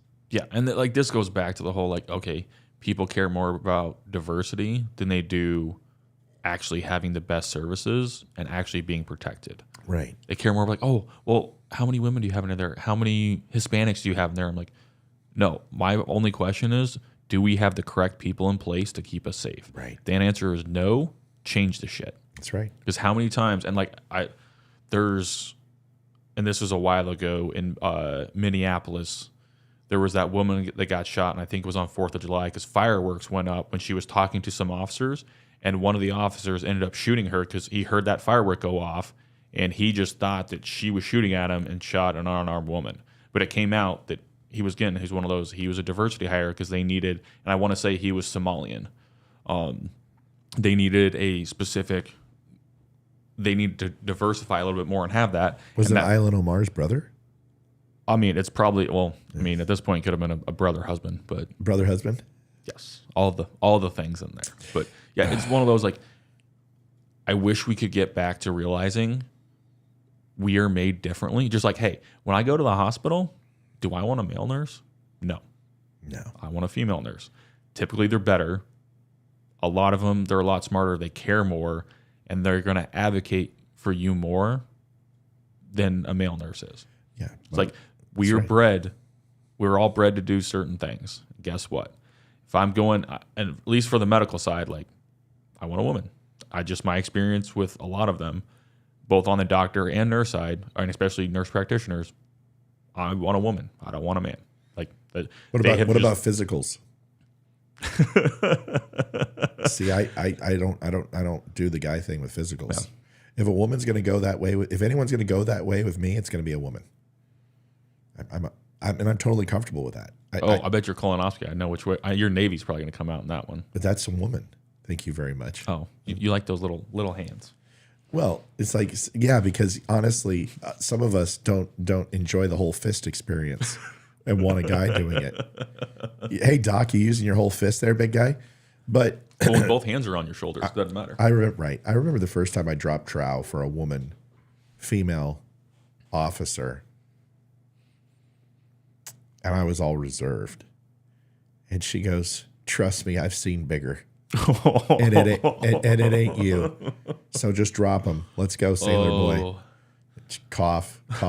And she's like, "You're doing okay." She gave me a wink, and I'm like, "Fuck, I love female naval officers." You just, talk about tearing you down and then making you feel like a better human being. I'd rather have a female, and the reason why is there's no insecurity or anything like that. I don't feel comfortable with a guy doing that. So everyone's got, but see, this is where personal preference comes in. That's somewhere where you should have personal preference. Should I choose a man or a woman? You shouldn't do that in a police. Here's why. Okay, someone breaks in your house. They're beating the fucking shit out of you. Do you want a woman showing up or a man? Easy answer.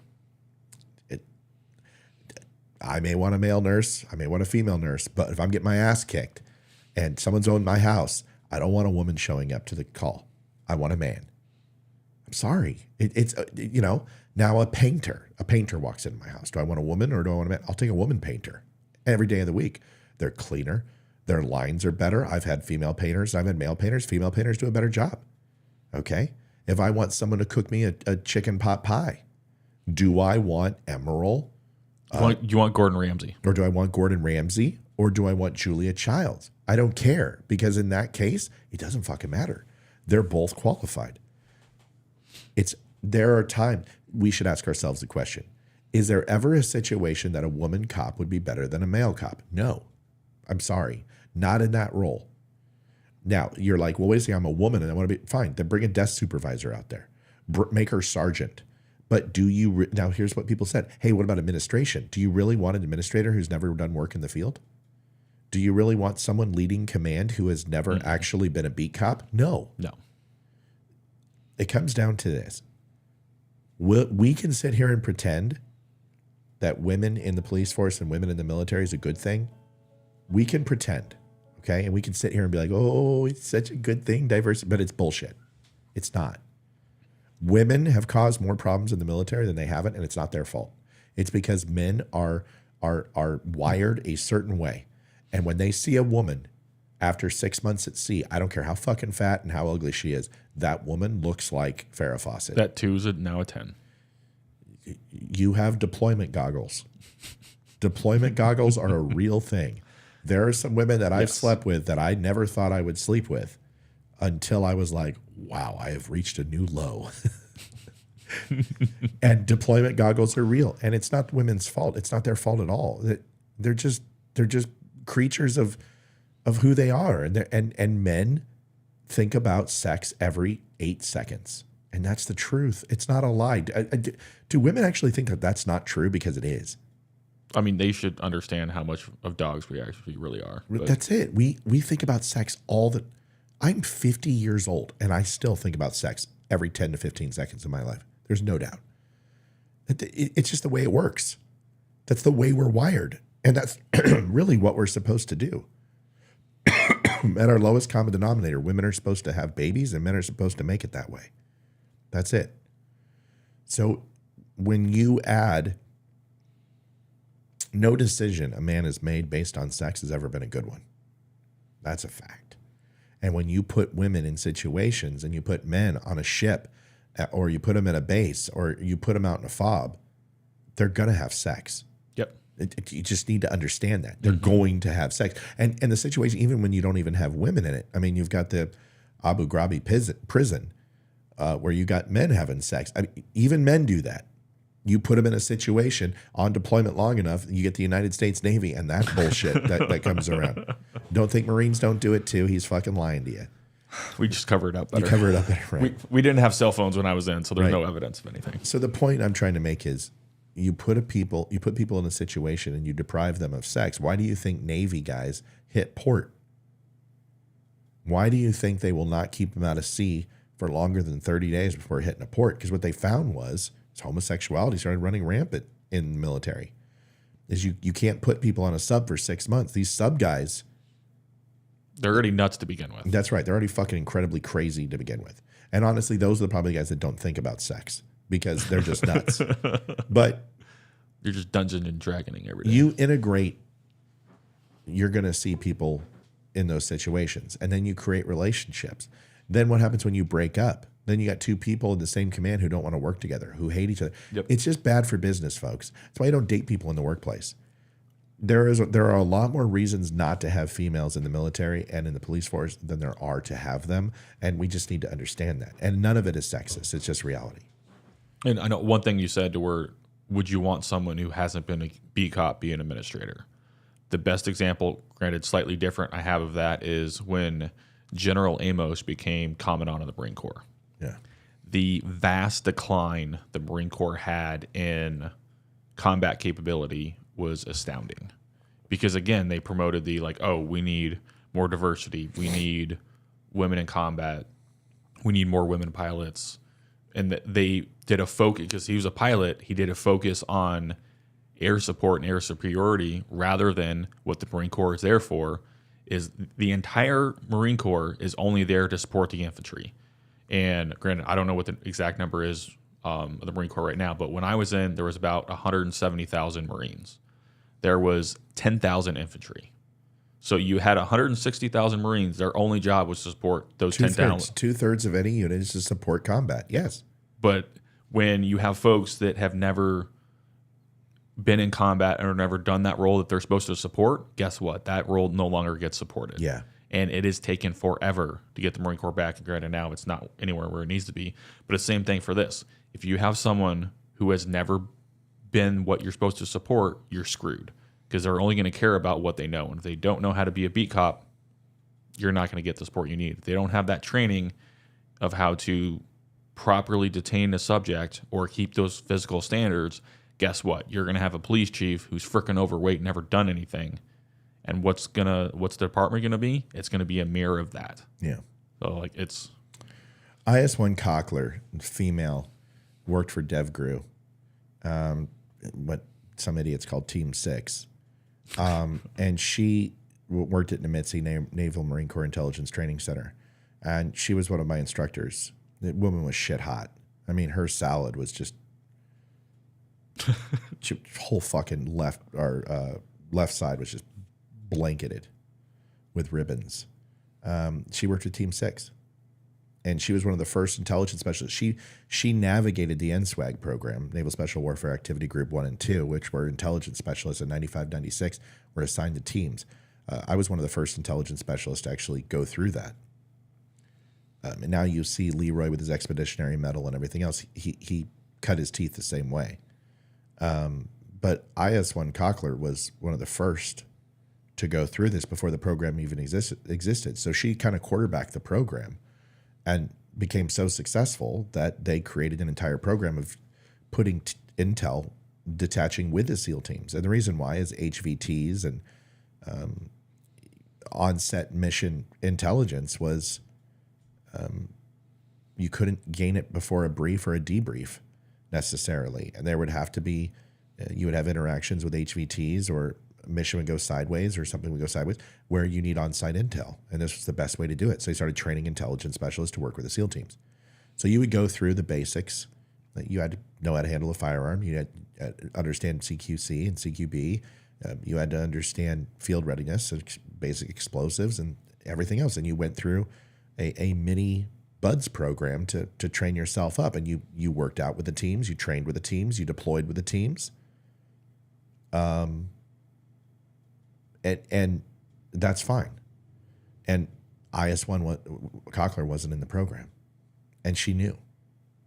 Even though she had done some of those things, she realized women can't do what is required for this job. And they can't pass the physical aptitudes, and they can't pass the mental aptitudes, and they're not going to deploy with a bunch of fucking SEALs. She's like, I'm not putting women with team guys. Now, are there women CIA? Yeah. Are there people who work in the alphabet agencies who's worked with the team? Of course, it's completely different, but they're not there fucking getting into firefights either. No, but the folks that you would have from those places that are going out with those teams, guess what? They're not. Yeah, women. That's right. It's just. I know plenty of intel officers who are female who are shit hot at their job. I know people who task drones. I know people who run ready response teams and are responsible for getting those guys spun up and getting them out to us. They're amazing. And I know task operating officials. I know communication specialists. I know OS officers who are fantastic, and they're good, but they're support. They're not combat. Mm-hmm. And same thing in the Navy. 2/3 of the Navy is built to support operations. And as an intelligence guy, I worked in support and in combat. So I have a distinct viewpoint that most people don't, where Mike gets to see everyone in most other branches as pogues. And yes, but I had the distinct privilege to be a pogue and a grunt. So I got to see both sides of the field. That gives you a very distinct place in the military where you can understand when Mike goes, fucking Navy guys. And I'm like, yeah, I'm with you. And it's like, dude, you're a Navy. Those guys. He's like, fuck, you're a Navy guy. And I'm like, yeah, kinda. Right? There, and that's when, when he first came on here, and he's like, there's a distinct difference in the Navy and the guys we respect. We respect corpsmen, right? Mm-hmm. We respect team guys. Maybe, and I said, well, CBs, because CBs are combat trained and they're BDU wearers. And then I said intel, and he's like, no. I'm like, fucking bullshit, dude. Like, because and he's like, okay, maybe what you, and of course he placated me, but his real thought is, no, you're not combat. And that's fine. And he's right, because 98% of intel guys are not combat trained, or they haven't been through that experience. So for me to sit here and say, well, wait a second, I went through, it doesn't matter. Leroy went, it doesn't matter, because we're the exception, not the rule. And women are the exception, not the rule. It's just the way it is. And if I wanted to go be a Marine, I would have been a Marine. I didn't want to fucking be a Marine. I wanted to work intel. And Navy intel is better than Marine Corps intel. I'm sorry. Even though they're trained at the same place, Marine Corps intel is nothing compared to Navy intel. It's an oxymoron. It's fucking horrible. Stupid. The Marines, I just... Listen, when you got fucking flag officers, they're like, okay, who do we need? We need Marine intelligence. No. Never been said in the history of fucking flag officers. No. Get me naval intelligence. Get me O&I. Yep. Get me the ISs. Those are the guys you want. They don't want Marine Corps intelligence. We certainly let them sit at the table, but those fuckers need to eat their cranes and go out and point their rifles. We're put in the corner for a reason. Yeah, it's Marine intelligence. We used to train with them all the time and be like, if you want to look at the graduation scores between the Navy intelligence and the Marine Corps intelligence, I never saw Marines hit the thing. And it's not that Marines are stupid. They have a job, and their job is to kill people. Our job is to make sure Marines don't get killed. Very big difference. Very big, totally two different missions, but both important. And once again, it takes 2 out of 3 military personnel to support combat. Support is an honorable thing. And Mike knows when he squawks in, he wants to hear a guy like me on the other end. He wants to ensure that we got him. We got eyes on. Okay, we're going to get him out of there. We're going to take care of him. We're going to make sure that we support his mission. And there's respect. But when the conversation comes down to combat, that's where the lines of delineation start. And a lot of people have a problem with that. Jesus, caller scared the shit out of me. Yeah, I'm like, what? Who's calling? Who's calling? Who's calling? I'll call it for Kevin. Kevin? A viewer on Rebel. What's up, Kevin? How's it going, buddy? How you doing, Kevin? Uncle Stumpy? Olivia's going to be horribly upset that she's not here for your call-in, Kev.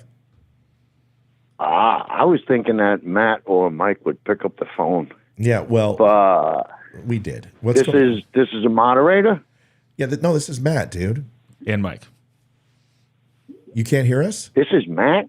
Yeah, I'm watching the show, but I turned the volume down. Yeah. You called into the show. This is Matt. Can you hear Mike okay?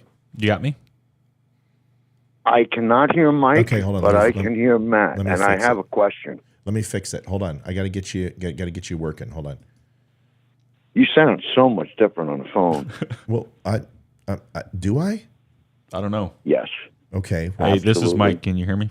Can you hear him now? Just stop. I hear Mike. Okay, you hear Mike. I've heard someone. Yeah, my question is. Hold on a second. I got to make sure. Hold on. Stop. Hold on a second. I got to make sure everyone can hear you. Can everyone hear Stumpy? Hold on one second. I got to make sure all the audio is working, brother. So Mike and I can hear you. You can hear Mike. Now it's just a matter of the show can hear you. So let's see if the audience can hear you. I hear Chick. I'm holding. Yep. Just hang tight. We're waiting for their response. There's about a 12-second delay. I sound that different on the phone? No. I don't know. You sound like it is to me, but yeah, I don't maybe know. The phone. You sound much younger. Your voice is not as deep. My voice isn't deep. All right. Well, Mike sounds like Mike. I can hear Mike laughing. What the hell, man? I don't know why I don't. I love it. Just keep going. Just keep hitting his age. Mike sounds. I know. My testosterone levels are in Dude, question. Matt, you sound like you're in your 30s. Okay, well.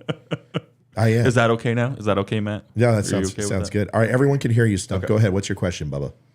My question is more addressed to Matt, and it is, what do you think of Mossad intelligence? Oh, shit. Oh, man, that's how long you got? Yeah, shit. We got 17 minutes. Oh, boy. On a level of the quality. Yeah. Of the Mossad intelligence. All right, so I will tell you from an intel apparatus. If it was 3 months ago, I would have told you they were the best in the world. Agreed. Outside, I would agree with that personally, pound for pound. Given the resources that Mossad has compared to the resources that the U.S. has, yeah, Mossad is far superior. Yeah, up until 47 days ago. That's unexplainable. Well, no, it isn't. It is explainable, but nobody's going to like the answer. Quickly, the United States is responsible for what happened to Israel. And they're responsible because they tried to have them make nice with the Arab world and the Arab countries. Yep. So they carterized and castrated Mossad and their ability for human intelligence, but more importantly, the way they collected human intelligence, which was pretty fucking barbaric. Well, Mike, give me 10 more, and then I'm going to kick it over to you. When you try to say, listen, Saudi Arabia is going to come into the fold, there's going to be a peace treaty, we're going to finally bring peace to the Middle East, but you guys have to stop doing A, B, C, and D, which has worked effectively for you for this many years, which preemptively allowed you to anticipate 2014, 2017, 2021, and every other major attack that Hamas has perpetrated against Israel. You all were ready for it. I believe that Mossad had inclinations that Hamas was going to do this. I believe that they had understanding that Iran was backing this, that this was in play. And I said that this operation was being planned for over 2 years. I wound up being right. A lot of intel specialists came out and said that this was a 90-day program. There's no fucking way this was a 90-day plan. This was years in the making. I believe, like 9/11, which was a human intelligence failure, that this was a human intelligence failure. This was them getting way too comfortable. They relied on peaceful negotiation more than determined deterrence. And Israel stopped being Israel. I don't believe that we're going to see Mossad do this again, just like we won't see our intelligence apparatus drop the ball like they did in 9/11. That's my answer. Stump, let Mike tell you what he thinks, and then we'll jump in. I got to get some fucking coffee for this conversation. Yeah. So just to add in for that, after 9/11, when the U.S. started using advanced interrogation techniques, obviously, when the Obama administration came in, they railroaded anybody who did that because they thought that that was torture. Now, that's a whole other debate. But basically what happened from that moment is the U.S. severely degraded our ability to get intelligence on the human side and the interrogation technique side. It is very small amount of people who can even do it. And the techniques they're allowed to use are, we'll just say, very passive without getting into it too much. So because we now have that standard, we push that on other countries. And that's exactly what happened for Israel. It's like, oh, well, this is how we do it. And guess what? We're giving you aid. We're giving you your munition for the Iron Dome. And we're giving you other military assistance. So guess what you're going to do as well? And this is the problem, that the U.S. will go in and say, hey, this is how we do it. This is the only way to do it, which is a bunch of bullshit. We push our policies on other nations because we think that's the right way to do things. And a lot of times it's not, because obviously, tell me the last time the U.S. has successfully gone in somewhere, either taken over a country and it's now better for it. Like, I'll be waiting for a while to get that answer. So Yeah. this is where the U.S. thinks there's a lot of things that we do great, but there's a lot of things that we think we do well because, oh, this is the most humanitarian way, or this is the best for the diversity and inclusion, and this is, we're playing nice with people. Well, guess what? You can't play nice with people who their only objective is to either kill the entire race or go in, rape, murder, and burn folks alive. Like, you're not going to be able to do that with those kind of people. But that's our mentality, that we think we can play nice, and that's what's going to get done because, oh, let's just talk with them and have these peace deals.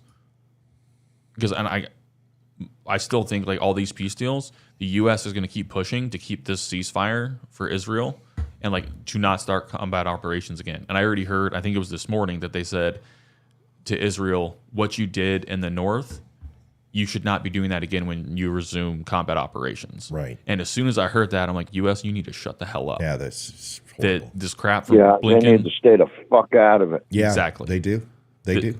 You can't. I'm sorry to use that language. No. Stump, go ahead. We've talked enough. What are your thoughts? This is none of my business. This is none of my business.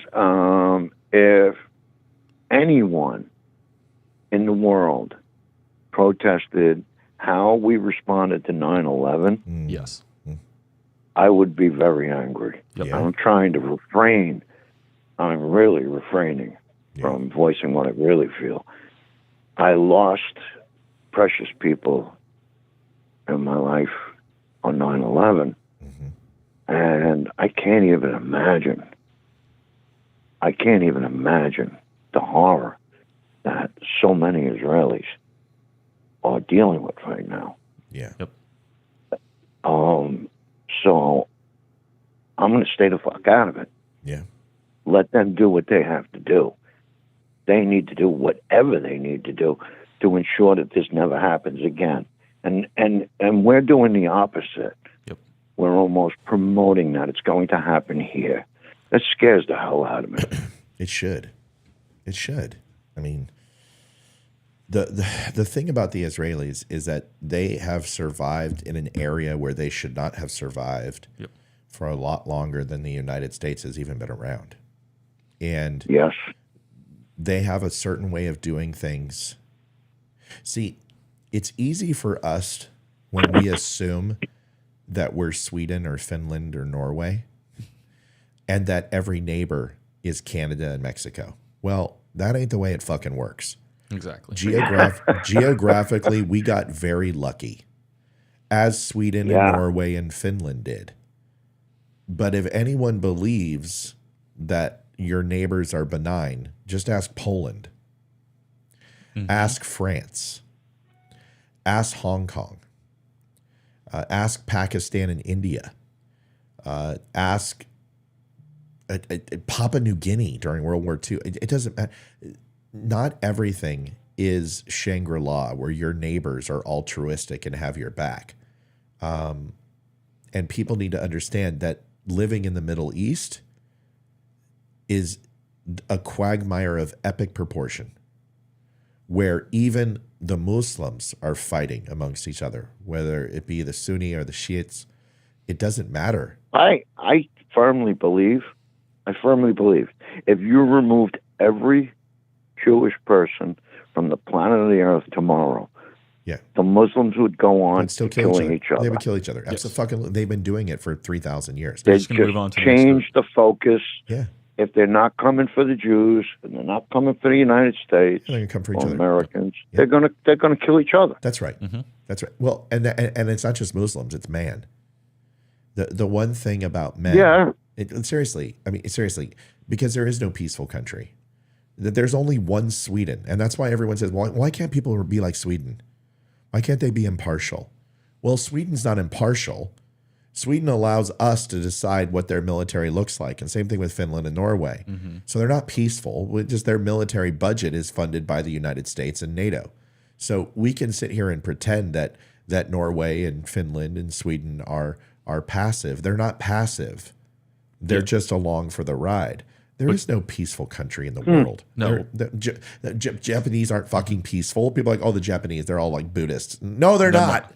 They fucking cut people's penises off and fed them to them. They stuck heads on pikes. The Japanese Empire was one of the most destructive and vile fucking forces on earth. That's why we finally nuked them and said, fuck these guys. We have no business telling Israel what's ethical and ironic. War. Yes. When you talk about Japan in World War II, it's very ironic that their motivation was to be as brutal as possible to their enemy. Yes. Right? They want to destroy their enemy. They want to... the most vile things that the Japanese military did was to intimidate the enemy not to fight. Correct. Mm-hmm.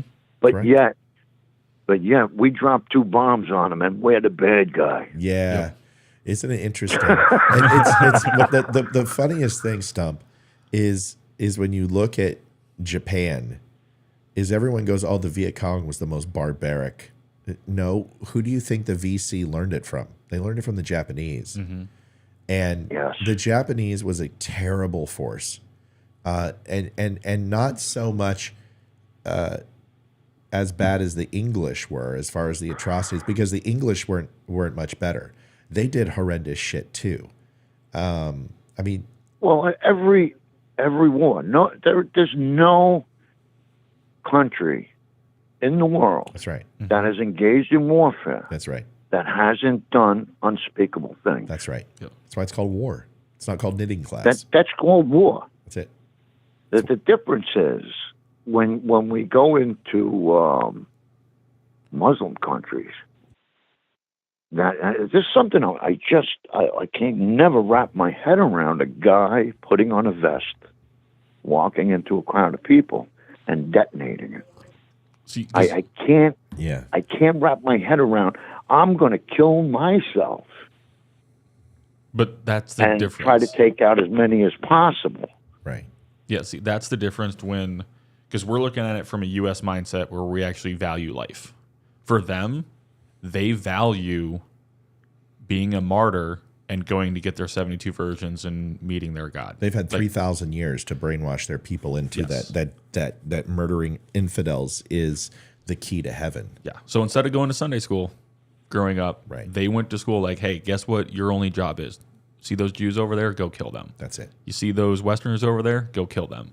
And when we were in Afghanistan, when they're growing up, every time we did a patrol through a village, you see all those kids, guess what? They're learning, and they're learning your tactics. So when they get a little older, they know how to kill you. Or their parents give them a grenade, and they're like, hey, go give this to those Americans. They just showed IDF. Now, my son was a Marine in Afghanistan, and he doesn't talk about it. Yeah. And he probably won't. And I'm his father. Yeah, and he won't. I'm his father. Say, I won't talk about the stuff with my dad. He's heard 0 stories of anything I went through. Yeah. I completely respect it.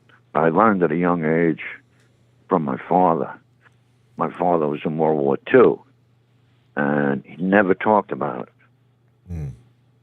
He just never talked about it. The only thing my father ever told me was that 2 weeks after the surrender of Japan, he was sent in to Nagasaki to clean up bodies. Yeah. And that it changed him forever. He said that when some of the bodies, when they tried to pick up the body to put in a bag, that the skin would come off like a That's correct. boiled tomato. Same thing with napalm. And he said, there's no way that is not going to change you for the rest of your life. You know, I learned at a young age that this is not a game for the faint-hearted. No. This is not even a game that I want to partake in. Yeah. I never enlisted. I never enlisted because I chickened out. I chickened out because I was told that once you sign that paper, the government owns you for that period of time. And, I said, and long after. I don't want to be owned. I don't want to be owned by anybody. Screw that. That scared me. Yeah. You know, but I do have a tremendous amount of respect for the people that did have the balls, because without them, we'd be fucked. Let me ask you a question, Mike. If you knew what you knew now, would you have joined? Yes. Yeah, me too. Yeah.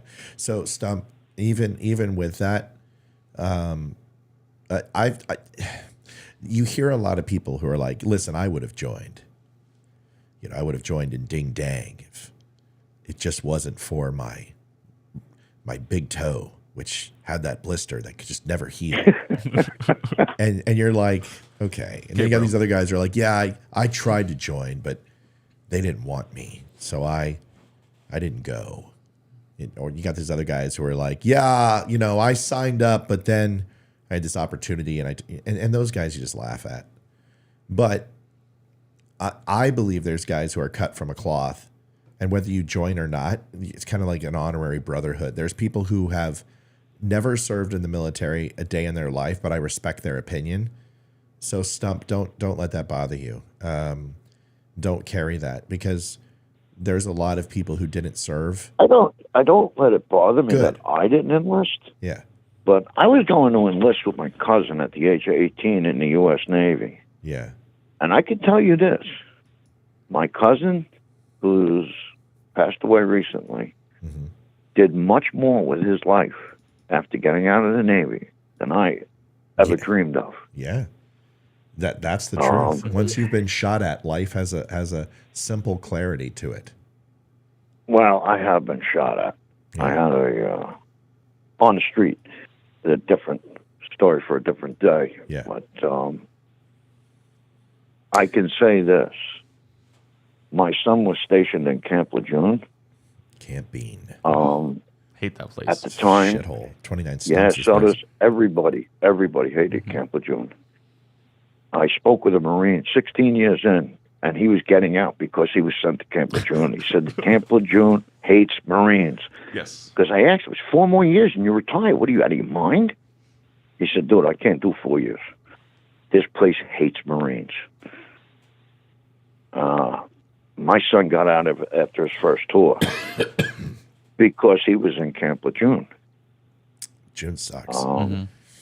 It's shithole. But when I was in Camp Lejeune, I went down there and I spent 6 months while he was home in North Carolina, and I got to meet all the Marines in his unit. They lovingly all call me Pops, you know. And I immediately I stepped back and I told my son, I said, I don't care how long you live, you are never going to have a better group of people around you than you have right now. It's the truth. Yep. These guys were solid. I have a bad back also. I had a trailer full of tools. And one Marine said, Pops, sit back, we got this. They were helping me unload the tools into the garage. And it was really ironic that this guy was huge. He dwarfed both of you. And You definitely dwarfed Mike. Yes, everyone dwarfs me. Everyone dwarfs See, Olivia dwarfs me. Yeah, that's true. My 10-year-old son dwarfs him. But Gibbs, his wife was in college, and my son's wife asked me, she said, she's having car trouble. She can't get a car started at the college campus. Can you go help her? I said, of course. And I went and I helped her, and I did what I had to do. I got a car running. I offered to follow her home to make sure she got there, and she was like, no, I'll be fine. Immediately that night, I got a call from Gibbs.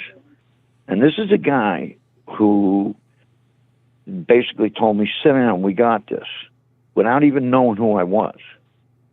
Okay? This is one of the first contacts I had with a Marine. So, skip ahead, 3 months later, I helped his wife. He immediately called me up and he said, oh, Pops, I'm so grateful. Thank you for helping my wife. Anything you need. And I was like, Gibbs, this is payback. This is payback. You helped me before you even knew who I was. You know, when you guys need help, if I can help, I'll help. You guys already earned that. I was so taken back by the camaraderie amongst Marines. Thanksgiving dinner. Now, one of these guys had their family. Thanksgiving dinner, they all brought something to the home to add to the festivity. They all brought food from all different kinds of food, and this was like, holy shit! This is their family. This is their family. They don't get to go home to see their family during the holidays, so they have their own family. And that doesn't They have change. like a surrogate family. These guys were unbelievably great. It doesn't change, Stump. No. And you see, there's a video that I did. Oh, I don't know. It went viral, and it was about 2 years ago, where military Army guy served overseas 20 years, whatever, and he hadn't seen his buddy for Christmas, and his wife brought him home. And you could just tell, dude. I mean, they embraced, and there's just nothing like the camaraderie and the brother in arms mentality. And it doesn't matter where you are in the planet. There was a great video I saw, and it was talking about the Friends cast and Jennifer Aniston and Joey and Chandler and all that. I didn't watch a lot of Friends, but he's like, you know, there was something about our crew 20 years after Friends that if we're at a party and one of those people, of those 6 friends on that show, walked in, everyone was told, we're going to have a conversation for the rest of the night, and none of you are invited. And they would sit down, and those members of the Friends cast just would sit down and go, oh my God, you're here at this party. Okay, it's you and I. Get your drinks. We're sitting down. And Jennifer Aniston would talk to, you know, Chandler. I don't even know all their names. And would sit down, and that was it. They were friends for life, and nobody was priority over those 2 people or 3 people or however many of them were there. The same things with the military. And if I walk into a restaurant and there's another Navy guy there, a Marine, or there's nobody else, it's us. And that is just something that is never taught, but it's inherent. And it's why Mike and I could pick up from not knowing each other at all and do a show, is because there's a camaraderie and a language there that nobody else understands. And it's extremely, it's a privilege to be a part of it. And it's very unique. I can't explain it any better than that. Like, at least for me, it's one of those, it's that old saying, like, blood in, but you're never out. Yeah. Once you get in, and it doesn't matter. And the same thing for you, like, your family. Yeah. So that is not even a question. You see something needs help, like, you're going to go do it. Once you get there with your brothers and sisters that you served with, it's instant. And especially with the Marine Corps, it doesn't matter where you're at within it. If you're a Marine, like that's instant validity for us. Like, nope, you're good. We can go have a good time. Yeah. So like that's My son and I were in Georgia. I have a house in Georgia. I'm from the Northeast, but my son and I were in Georgia with my daughter. And the first thing my son did was drive 3.5 hours or 2.5 hours from Tifton, Georgia to Atlanta to go visit another Marine while we were on vacation. Stump, are you from Massachusetts? No. I'm originally from New York. Yeah, because you say you got an upper northern accent. I was like New Hampshire. I couldn't place it. Little Boston, but there's some New York in there too. So, what? So you're from? Yeah, I'm from a suburb in New York, Staten Island. Okay. I'm now living in New Jersey. Okay, so there's the Jersey that comes out of it. All right. I'm not proud of living in New Jersey. Who is? Who is? It's a giant not something I want to admit to most people. It's a giant turnpike. That's all it is. I driving through New Jersey is like driving through Kansas. Oh God, it's just dreary and horrible concrete jungle. Stump. A lot of our listeners know you from the Barclay show. You listen to Justin Barclay, yeah? No, you don't. Oh, because they said there was an Uncle Stumpy over there, but I'm sure the name. Yeah. The only place I'm Uncle Stumpy is on Rumble. Okay. And the only shows I watch on Rumble are you, Ryan Samuel, and Dan Bongino. Holy shit! Oh wow! Wow, what a cast! Ryan Samuel's a good dude. I mean, we don't talk to Ryan as much. Oh, he's great. Yeah, we don't talk to him. He's great. I spoke to him on Rumble, and I told him he should get on a podcast with you and do simultaneous shows so people can watch on his show or your show. We've done that. Ryan and I have done that. And he said, that's what he said. Yeah. That's what he said. Ryan's a good dude. Love him to death. I love Bongino. So Stump, how long you been watching now? Because my wife adores you. She talks about you all the time. And she's just like, your wife is great. Your wife, I'm sorry, your wife reminds me of like a daughter I wish I had. Yeah. She loves you, 60 years old, and my daughter's the same age. My granddaughter is the same age as your daughter. Oh, wow.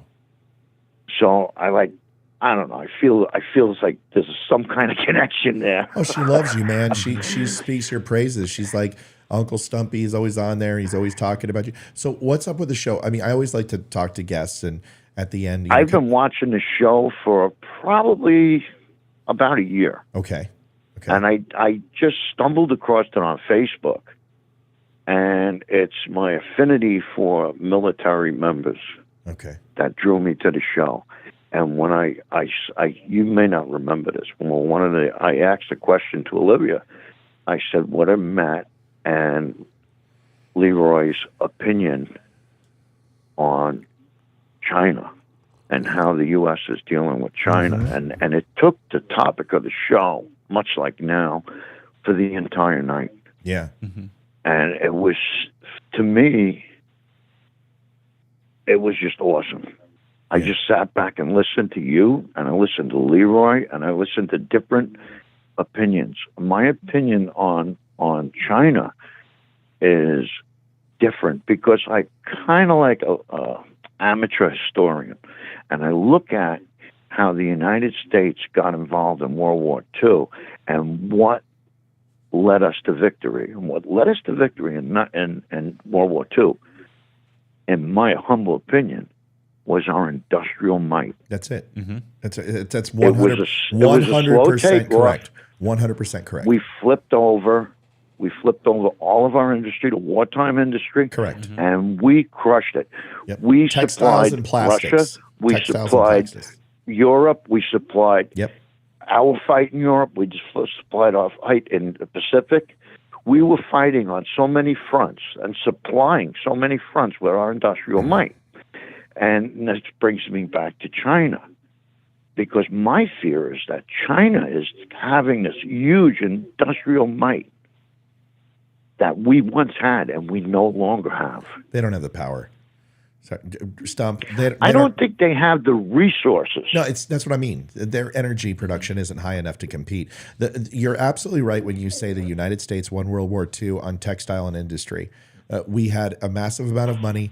We were able to produce planes and tanks at a 10-to-1 ratio over Europe. We started producing pieces not only of the Grumman and the Hellcat and Wildcat, but we were producing Spitfire parts for England. We were some of their Spitzer tanks. We were being able to model after German tanks and go ahead and replicate for our Shermans and give an ungodly amount of armaments to Europe. I mean, that's why we won. We understand that. China certainly does not have the minerals. And they don't have the power. And what I mean power isn't physical manifestation, but actual energy in order to be that. They don't have the capability to run a multi-coastal war. Moving an entire army, you may have 2 billion, people who can overtake the United States, but logistically you can't get here. So it comes down to naval. And I've tried to explain this to people. Is air forces will be taken out immediately from foreign countries. Once that's done, you have naval battles. And the United States Navy, Mike can joke, they are the most dominant force on the planet. They are the strongest military branch by far.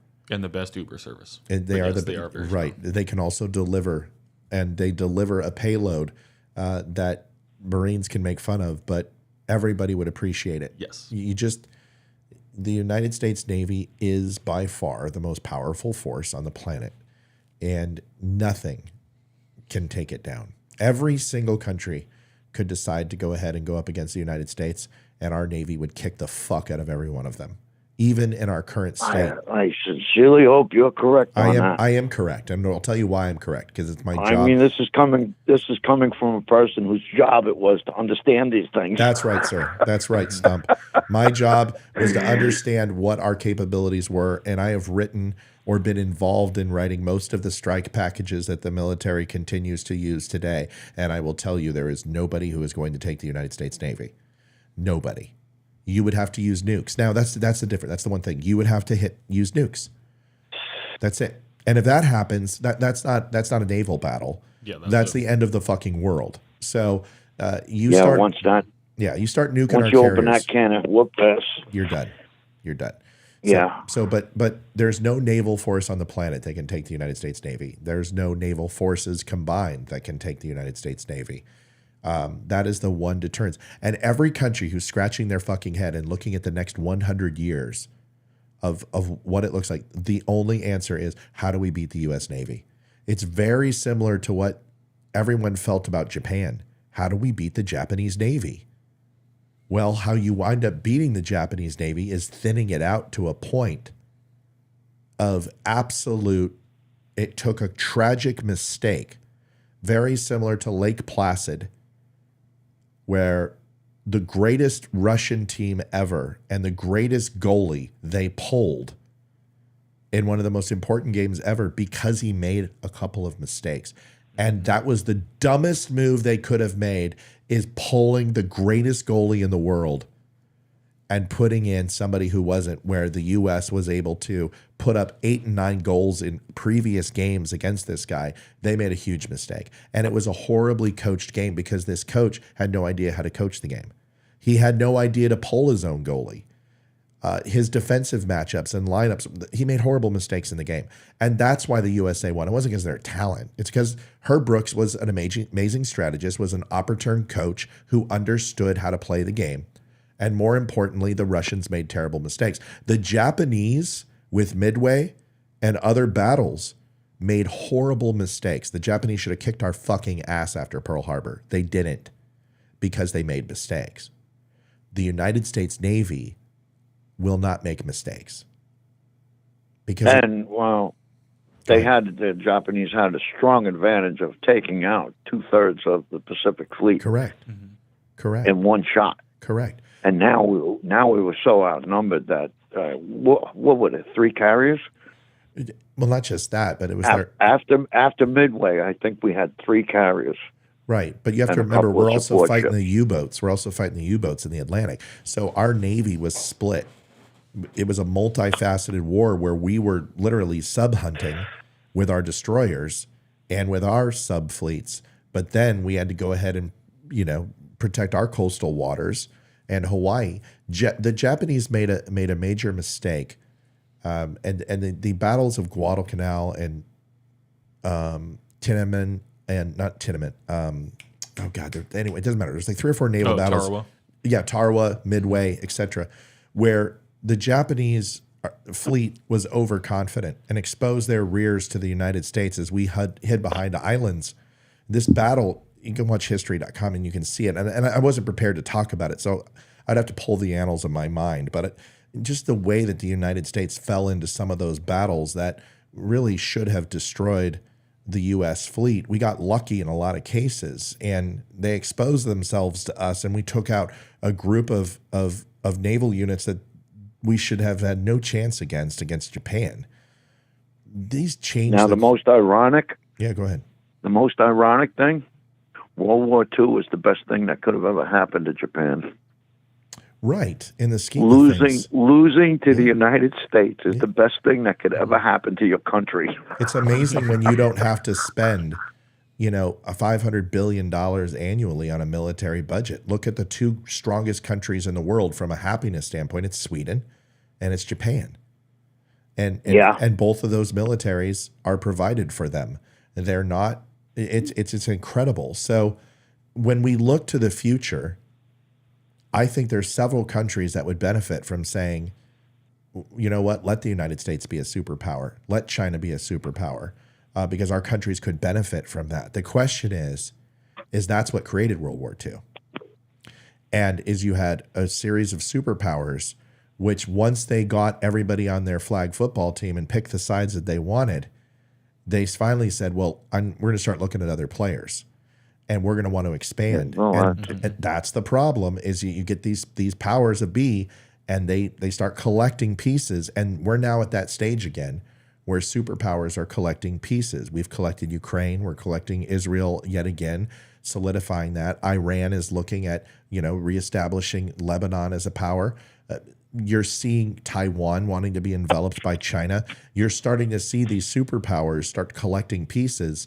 And the United States is like, whoa, you can't collect Taiwan because we need Taiwan, because if you do, then Apple literally uses $100 billion in sales if you get Taiwan. And this is where wars happen. And this is where we ultimately will be in a conflict with China within the next 10 years. There's no doubt in my mind. What does it look like?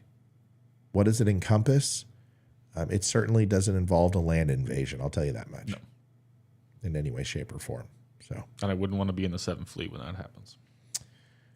Yeah, because those are my guys. So, did you see that Teddy Roosevelt shot down a drone? It was 4,200 feet off the stern. Iranian drone came in, and Iran's starting to get froggy and push and things like that. So, but they do that all the time, though. Yeah, like I know. They've taken over like the Navy patrol boats.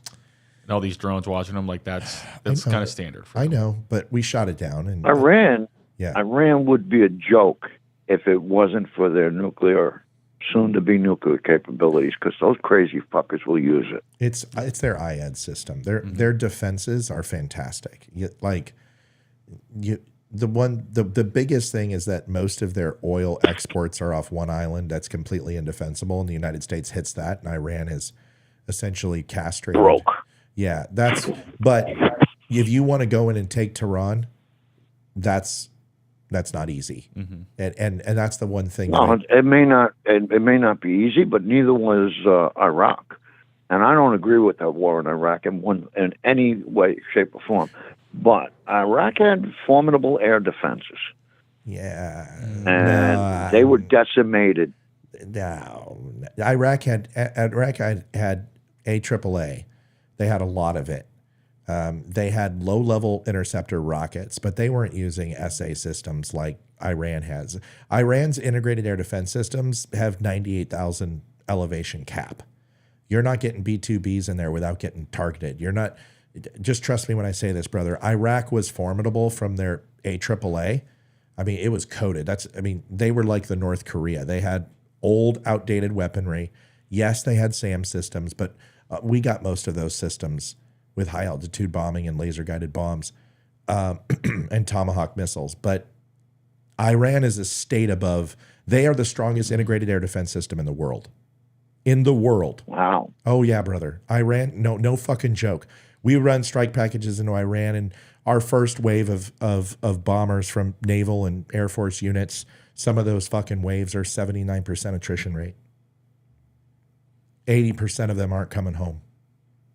And that hasn't gotten better with China in the fold and China supplying them with weapon systems. I mean, they have the Hong systems, they have the SA surface to air missiles. They have the Silkworm sights that can hit ships. They're really not going to hit our Aegis systems. I'm not worried about that. But Iran is very well defended. Then they have 9 command and control cities. So they're like a mini United States. There's not one collective system. When it used to be Tehran 30 years ago, would have been an easy cakewalk to take them out. But about 30 years ago, make it 40 years ago. 30 years ago, they were still completely a difficult task. But if you want to take out Iran, you got to hit 9 different cities. Their command and control is extremely densely populated. Their air force. I'm not worried about taking Iran out as a country. I'm worried about taking Iran's nuclear capabilities out. Then you're worried about taking them as a country because that's the only way you're going to get their nukes, is you got to take them out. You got to take out the Shah, you got to take out the Ayatollah, you got to take out the clerics. And you've got to take out the military inside Iran, which has the people in the secret police under their thumb. It's not the people in Iran who are bad. It's not like Palestine. Well, that's with any country. No, because Palestine's Palestine's a fucking terrorist state, and 90% of those fuckers want to kill Jews. There. All right, but most countries, yeah. You go to China. I'm sure the Chinese people are wonderful people. They are. They're ruled by a totalitarian dictator. Yeah. That I hate. Yeah. No, you don't hate them. But I don't hate China. I don't hate the Chinese people. Yeah. They're the victims. You're right. You're right. But when you're talking about Muslim countries, that's not necessarily true. Okay? Like the Afghani people were amazing people. There's some Afghanis who weren't. Yeah, but the problem, from what I understood with my son, is even when you were talking to good people, he said, my son said, I was talking to a guy in Afghanistan, and he seemed like a really great guy. But when I went back, he was probably a terrorist. Mike, Afghani people. There's no way to know. Mike, what do you think? You spent more time over there than I did. What are your thoughts? So are there some good people? Absolutely. But it's a completely different mindset because when you're going into a village, guess what they know? You're going to leave. Who's still going to be there? The Taliban. Right. So yes, they can put on a grave or a brave face and like, oh yeah, we love the Americans, we'll help you out. As soon as you leave, the Taliban's gonna show up. Like, cool, what did you tell them? Where are they at? How many people showed up? So, and yeah, I can tell you without a doubt, there's multiple people. And they have people. no choice. They have no choice in the matter. They're going to give you up. Oh, absolutely. Because if they don't, they're dead, or their wife. That doesn't make them bad people. That makes them people that want to live.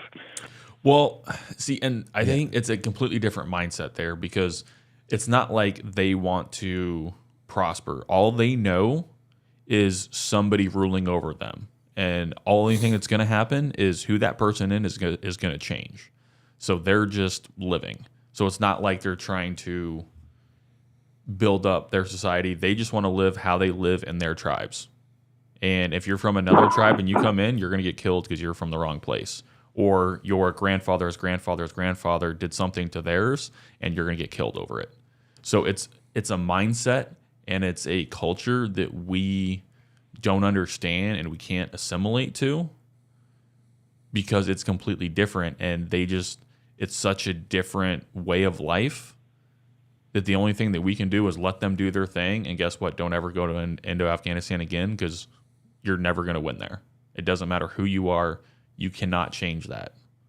So yes, like I know for a fact, I talked to many people that were Taliban that one day they were shooting at us. The next day we were having, we were breaking bread together. 100%. Real quick. Stephen McNeely says, great military in history has fallen. The United States is no different. Don't be that stupid. I always love it when people try to make a comment and get all pissy. That don't think that the United States can't fall. I never said the United States can't fall. You only go for so long, then somebody else takes your place. It's always been that way. Actually, no, it hasn't. No, it hasn't. Chinese empire fell. China's still around. Japanese empire fell. Japan's still around. English empire fell. They're still around. Egyptian, Persians, you can talk about the split of Middle East. They're all still around. Russian Empire is still around. Bolshevik Revolution took place. They're still around. The Greeks are still around. The Romans are still around. What the fuck are you talking about? This is why I get so frustrated with people. The fuck are you talking about? Government and regimes change, yes, but these countries are still here. Okay? Native Americans are still around. Okay, we tried to obliterate them. They're still here. Mayans, Incans, and Aztecs all mutilated each other. 75,000 killed within a 72-hour period of time. They're still descendants of Mayans, Incans, and Aztecs on this planet. Give me a fucking break. We have delineations to Charlemagne. There's people who are saying they're related to Jesus Christ.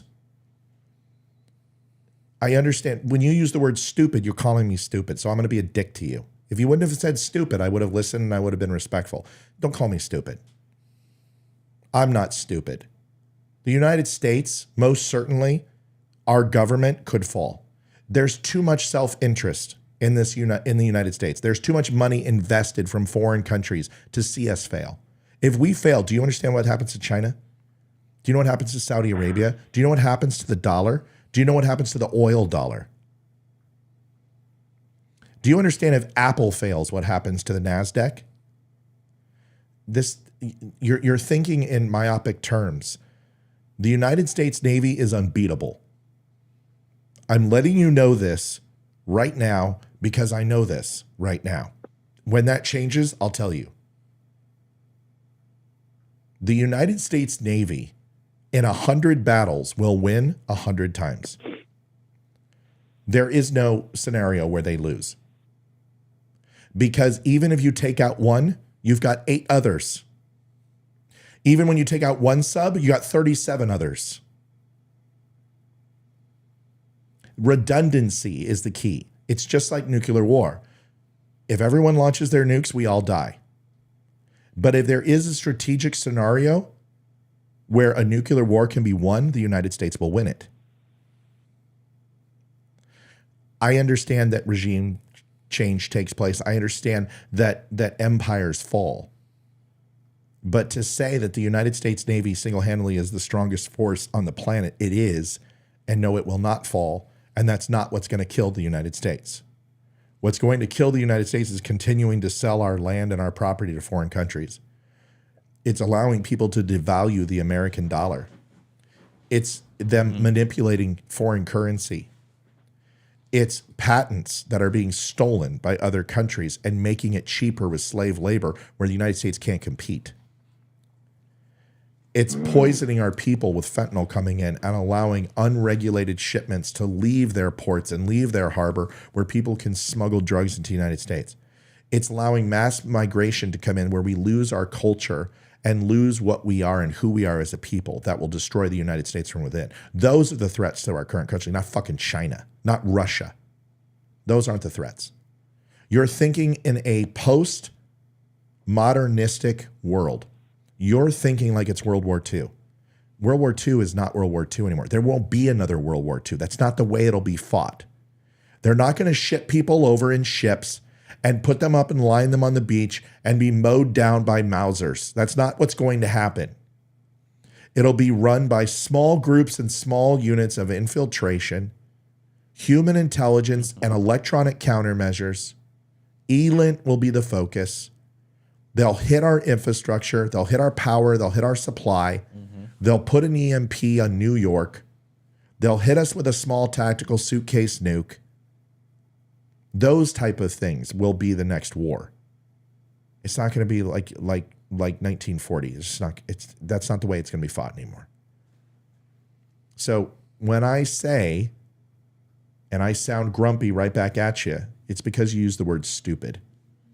Brother, I ain't naive. I ain't ignorant, and I certainly ain't fucking stupid. It's like walking up to Brad Pitt and saying he's ugly. Uncle Stumpy, take us out, man. You got a minute. Jesus, after hearing... It's all you. Let's go. Oh, Jesus. I think the problem in this country that we're facing is the division. And the division, sadly, is being caused by our politicians on both sides. Mm-hmm. This seems to be the focus of all politicians in D.C. Yeah. Contribute to the division. And that's what destroys a nation. It's the money, bro. Mm-hmm. It's the money. It's the money. Get money out of politics. Can you imagine if you gave these guys $125,000 a year and you said, all your fundraising is a flat cap spend based upon your population, the government will provide it for you, and you don't get to fundraise. Yep. United States government will take the presidential election fund, will expand it to senators and state legislatures. You get $125,000 a year. That's a $50,000 decrease in your salary, but we'll pay for all your campaign financing. You're no longer allowed to use political action committees. Now, what do you think is going to happen? 75% of these fuckers would retire. Yep. Yeah, they're out. And by the way, you're not allowed to do any kind of stock trading or anything else to bolster your income. Yep. Your income from your $125,000 is all you get. You get nothing else. And you know what? You make more than 70% of the fucking population. Yes. $125,000 is great money. But you know what? Sadly, I believe there are some good politicians. And this is just my the dead ones. Unsupported, unfactual opinion. Yes, sir. Okay. That I would say that the numbers are higher than 75% of our politicians are just corrupting out for themselves. And that leaves a remaining few that have integrity that can't change anything. And that leaves them to say, well, if I can't change anything, why am I here? I might as well join them. And that's why they don't have integrity. Mm-hmm. That's why it's zero. Okay, so let me give you an example. Lauren Boebert, okay, was screaming to the rafters that Kevin McCarthy needed to be ousted. So what did she do? Well, she took money from Kevin McCarthy. She took money from his PAC. So when the vote happened, she just didn't show up. Nobody held her feet to the flame. Nobody did anything. What about Marjorie Taylor Greene, the great ambassador for Donald Trump? Who did she vote for? Kevin McCarthy. How much money did she take from him? See, it's all a show. None of this is real. These people are in the business for each other. Yes. They protect each other. That's why nobody turns over on each other. Can you please tell me, in the history of politics, who has turned state's evidence against another politician? Can you please give me a name? Yeah, right. Hillary would be gone. So Stump, in the history of politics, in the Marine Corps, do you know how many people have went to Captain's Mast and turned over with the adjutant general and turned against other Marines? Plenty. Yep. How many people in Apple have turned against other people at Apple and brought up class action lawsuits? Happens all the fucking time. How many people have done it at McDonald's or Chick-fil-A or Dick's Sporting Goods? It happens all the time. How many people in companies like FTX or Enron have flipped for the United States government and turned state's evidence against these corporations? Plenty. Watch The Wolf of Wall Street. How many insiders actually turned over against him? Plenty. Explain to me why in the history of politics, with a member base of over 400 plus over the last 100 years, have not one senator or state legislature or congressman or clerk, fucking a patent clerk, bro, an intern, have turned state's evidence against one of their senators, states, legislatures, or elected representatives? Why have they not turned against each other? Why? I'll tell you why. It'll boomerang right back That's at it. them. Mutual assured destruction. They're all fucking dirty. Every one of them. There are no good politicians. None of them. There's none of them. There's not one. Because you can't be good in Washington. Eli Crane, I wish he was on the show right now. You know what he would say? He said, I'm a good person. I promise you he would tell you, I'm not taking money. I'm not doing this. I'm not doing that. And that's fine. but he can't be a good person in Washington. He can't get anything done in Washington because the only way to get things done in Washington is to be corrupt. Play the game. That's it, man. And that's the truth. Money, power, votes. That's all it's about. Anybody that says, I'm going to vote for this guy and he's going to make change, you're delusional. Because one person can't make a change. That's it. I'm not a political person. Until recently, I'm 60 years old, and I started thinking about this stuff probably around 53. And I'm looking at all the corruption in D.C. and I'm thinking, for about 2 years, I thought, how can we fix this? This needs to be fixed. Our country's going to shit. And after 2 years of thinking, I came to the conclusion the founding fathers already thought of all of this. That's correct. And the sad reality is there is no fix for human corruption. No. Well, there is. There it is. It's called human intolerance. But humans are never going to be intolerant. Why? Because they believe that the politicians are like a sports team. See, here's the thing. No matter how hard I've made that analogy many times. No matter how hard you root for the Denver Broncos, you will never benefit from being a Denver Broncos fan.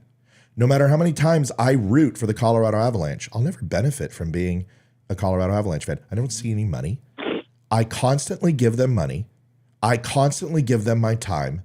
I constantly work my fingers to the bone by watching them so I can do that and go to their games. And whenever I see them come into town, I can afford the $1,000 it's going to take to go there for a family night out. But there is no residual or ancillary benefit from being a Colorado Avalanche fan. And there is absolutely no benefit, residual or otherwise, that you receive from being a fan of politicians or political parties. They've done nothing for you. They will do nothing, but yet you pay into them. You give them their money. You give them your loyalty. You give them their time. You work your fingers to the bone. And what do you get? Nothing. They are sports teams. You are a fan of the conservative Republicans of the United States, or you're a fan of the fucking liberal Democrats of the United States, and your favorite symbol is on their helmet is a donkey or a fucking elephant. You get nothing from being fans of them. Well, the reason politics concerns me is I see this country moving more and more under liberalism towards a totalitarian government. I don't mind liberalism. And that's good. I don't mind. Not liberalism. Yeah. Liberalism gets a bad name. It does. It does. Liberalism gets a bad name. Liberalism Republicans get a bad name. Yeah, classic liberalism is what we were founded on. Right. I understand that, but you have these extreme lefties, progressives, these extreme people that they think the government should be in charge of every aspect of my life. Yeah, that's a leftist. And that's that different. Scares the shit out of me. Very big difference between a liberal and a leftist. I've said it on this show a million times. Liberals, I love liberals. And classic liberalism, that's what the Republican Party was founded on. Who do you think started Social Security? Who do you think started government help programs? It was the fucking Republicans. There was a reason why we didn't get voted in for like 35 years. We made some mistakes, but we tried to say big government was the answer. Republicans did shift after 1940, 1957, change their party principles because we learned the mistakes that we made. But classic liberalism is actually founded by where liberals and conservatives were founded from. There's nothing wrong with liberalism. The problem is when you mix liberalism with progressivism, which ultimately turns into socialism, which is tyrannical and fascists. People think the Nazis were right wing. No, they weren't. They wanted big health care. They subsidized the elderly. They extended vacations for people. They did government funding for people. It's called the Nazi Socialist fucking Party for a reason, folks. Socialists. They were fucking socialists. They weren't right wing. There was nothing conservative. And right wings aren't. Here's the thing: is fascism and communism are antithetical to Republican and Democrats. Anyone that says that Democrats are socialists are fucking insane. They don't know what the fuck they're talking about. And anybody that says that conservatives are ultra right-wing fascists don't know what the fuck they're talking about. A democratic republic is antithetical to fascism and tyranny and communism. The point is, it's corruption and power that ultimately turn people away from a democratic republic and move them into fascism and socialism. It's greed. It's corruption. But that's not what we are. Go ahead. It's human nature. Sure it is. That's what the founding fathers knew, is that humans were not infallible. They didn't trust the government or the people. The founding fathers put checks and balances to put both in check. They didn't trust the people. They didn't trust the fucking government either. And that was the best thing they did. Far wiser men. That's it. They were far wiser men than myself. They're far wiser men than all of us, because they understood through God, through economics, through government, and through history. They understood the basic concept of men, and they were able to break them down to the lowest common denominator. And they knew that money, power, and votes were what drove them. That's why they limited the vote. That's why they limited their power.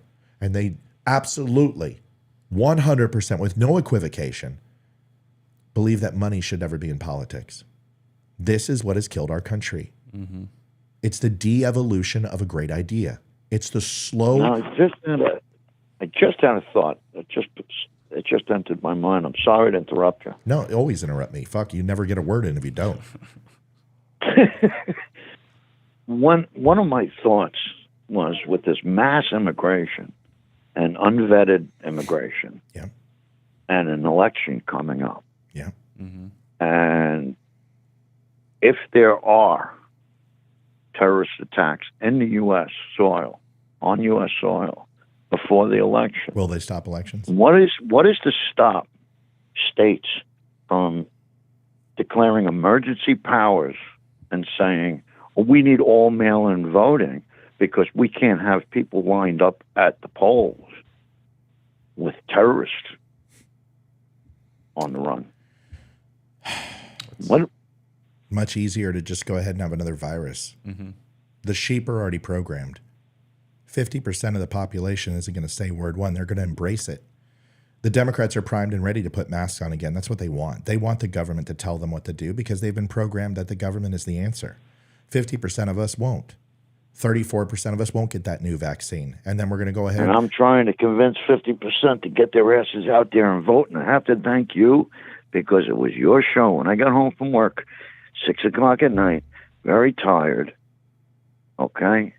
And I turned on the show, and you repeatedly said, get your ass out and vote. And I put my shoes back on, and I walked up to the polling station. Yeah, you got to do it. Even if you know it's an effort and futility. I probably, sadly, I was so tired, I probably wouldn't have voted if I didn't watch the show, the morning show, when I got home from work. So glad you did. And that's sad to say. Yeah. Stump. And I think there are a lot of people. I mean, I talk to a lot of people. There are a lot of people that just don't vote because they have no faith. They think that nothing's going to change, or whatever their excuses. They don't vote. And I keep telling them, you're the reason. You need to vote. You don't want your voice heard?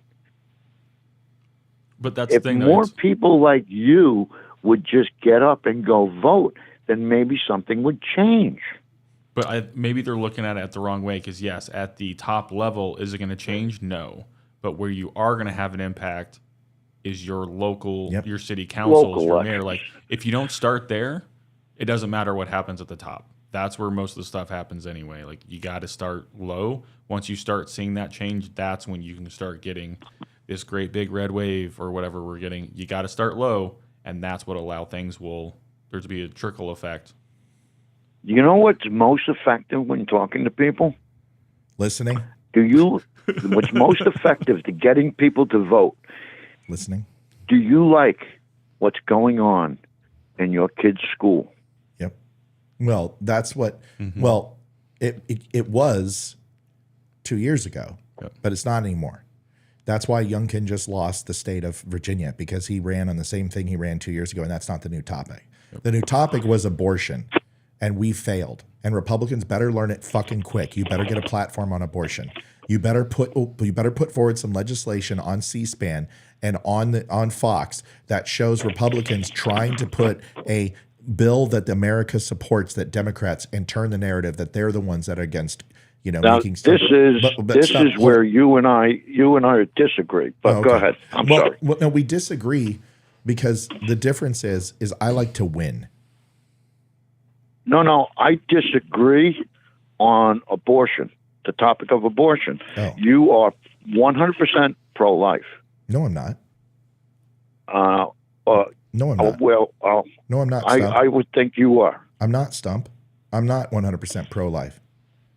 I make accommodations for rape, for incest, yes, life of the mother, and I believe that there should be a minimum criteria because nobody should wake up and say, holy fuck, I'm pregnant. What do I do now? That a woman has a right to choose her body and what's best for her and her life, and nobody gets to tell her up to a point. That's right. There is a point. What that point is, I don't know. Because I believe it's a life. I believe it's a life right away. I do. I believe it's a life. It is. It is a life right away. But it's not a developed life. It doesn't matter. I mean, an egg is a chicken. An egg is a chicken, right? A fertilized egg is a chicken. It logistically is not a chicken. It's not a chicken. It doesn't have the same development structure as a human being. It's an animal, and it's an unfair, unrealistic, because, listen, there are certain gnats that are born within 24 hours and die within 24 hours. Their reproductive systems, does that make them any less alive or any more alive? No, because it's not the same thing as a human. Here's the facts, is that a human being is conceived between a man and a woman, between copulation, fertilization, a life begins. And if you have a bunch of batter and you have an oven and you go ahead and pour that into that, it's not an analogy because I'm not going to do it like other people do it. And you go ahead and you put it into the pan and you stick it in the oven. Eventually that will become a life. That is also an analogy that is fucking stupid because a human being is not a cake. And if you have to simplify to people the lowest common denominator of their intelligence by comparing the reproductive system of a human being versus a cake, then that person isn't capable of understanding it and therefore end the conversation because they're too stupid to understand. A human life is different because it has a soul. And if you don't believe in God, that is the problem. There is a group of people who believe in God and believe that that child is known to God at the moment of conception. And their belief system tells them that that is a life. Now, on the other hand, you have science, which tells them that there's no cognitive recognition. There's no pain sensors until a certain part. There is no heart but the beginning of a chest cavity that makes palpitations in the presence of forming a heart, that the blood coagulates and then turns into a fiber and turns into a muscle and ultimately turns into a heart because of the cavitation happening inside that cavity. Is that a heart? No. So therefore there can't be life. But that doesn't mean that we don't have the conversation from a theological standpoint and a scientific standpoint and come to a mutual accord and agree upon what 76% of the United States has already decided, that abortion needs to be legal in some cases. And we've got to fucking do the work. We've got to sit down and have the debate. But we won't. And that's the problem, Well, there are two Stump. extremes. That's right, Stump. There seems to be two extremes. That's right, Stump. It's either okay or it's not okay. That's right, brother. It becomes There's a no moral middle question. ground. That's right. There isn't. And it's with everything. It's with guns. It's with the border. It's with fentanyl. It's with everything because we have created sports teams. And some of them run the option and some of them run the power I. Some of them. And I'm going to root for my team no matter what. That's right. I'm going to run a 4-3. I'm going to run a 3-4. I'm going to run a prevent defense. And they all look different. But we only root for our team, and that's the problem. And that's why this is the Don't Unfriend Me show, where I don't give a shit if you're a Republican or Democrat. I respect your opinion. I want to hear what your opinion is, but you better understand I've got one too, and we've got to talk about this stuff. We got to have a conversation, but we won't. We never will. People don't want to solve it. They want the problem. They're addicted to the chaos. We're being represented by entertainers. Yeah. Yeah. I'm sorry. They're not there. There's no difference between Hollywood and politicians. There's very little difference. Well, they're all on stage. I mean, can you imagine, Mike? Can you imagine being a part of a unit, and you got a joint task force? Okay. So you've got Army in there, you got Marines in there, you got Air Force, you got Coast Guard, and we're all working on a strategy, and we're talking about nothing confidential, nothing top secret, no code word. It's basic information. But your command is putting together a playbook to work on something, right? And the Coast Guard wants to do it one way, and the Navy wants to do it one way, and of course the Army is fucking measuring dicks with the Marines, but whatever. The moment that breaks up, each branch move off into the hallway, light up a camera, and start talking to the opposing fucking news stations and talking bad about each other. What's the next meeting going to look like in the U.S. military when the fucking admiral or the general or the colonel or the captain comes in? What is that conversation going to look like in that briefing after everyone talks shit about each other and tries to get the one-uppance on the news stations? What do you think is going to happen? Go ahead and tell everybody. There isn't going to be another meeting, is what we would do. But the next one's going to be, oh, good, you said this, cool. Now I either get this or we're done, and then the conversation stops.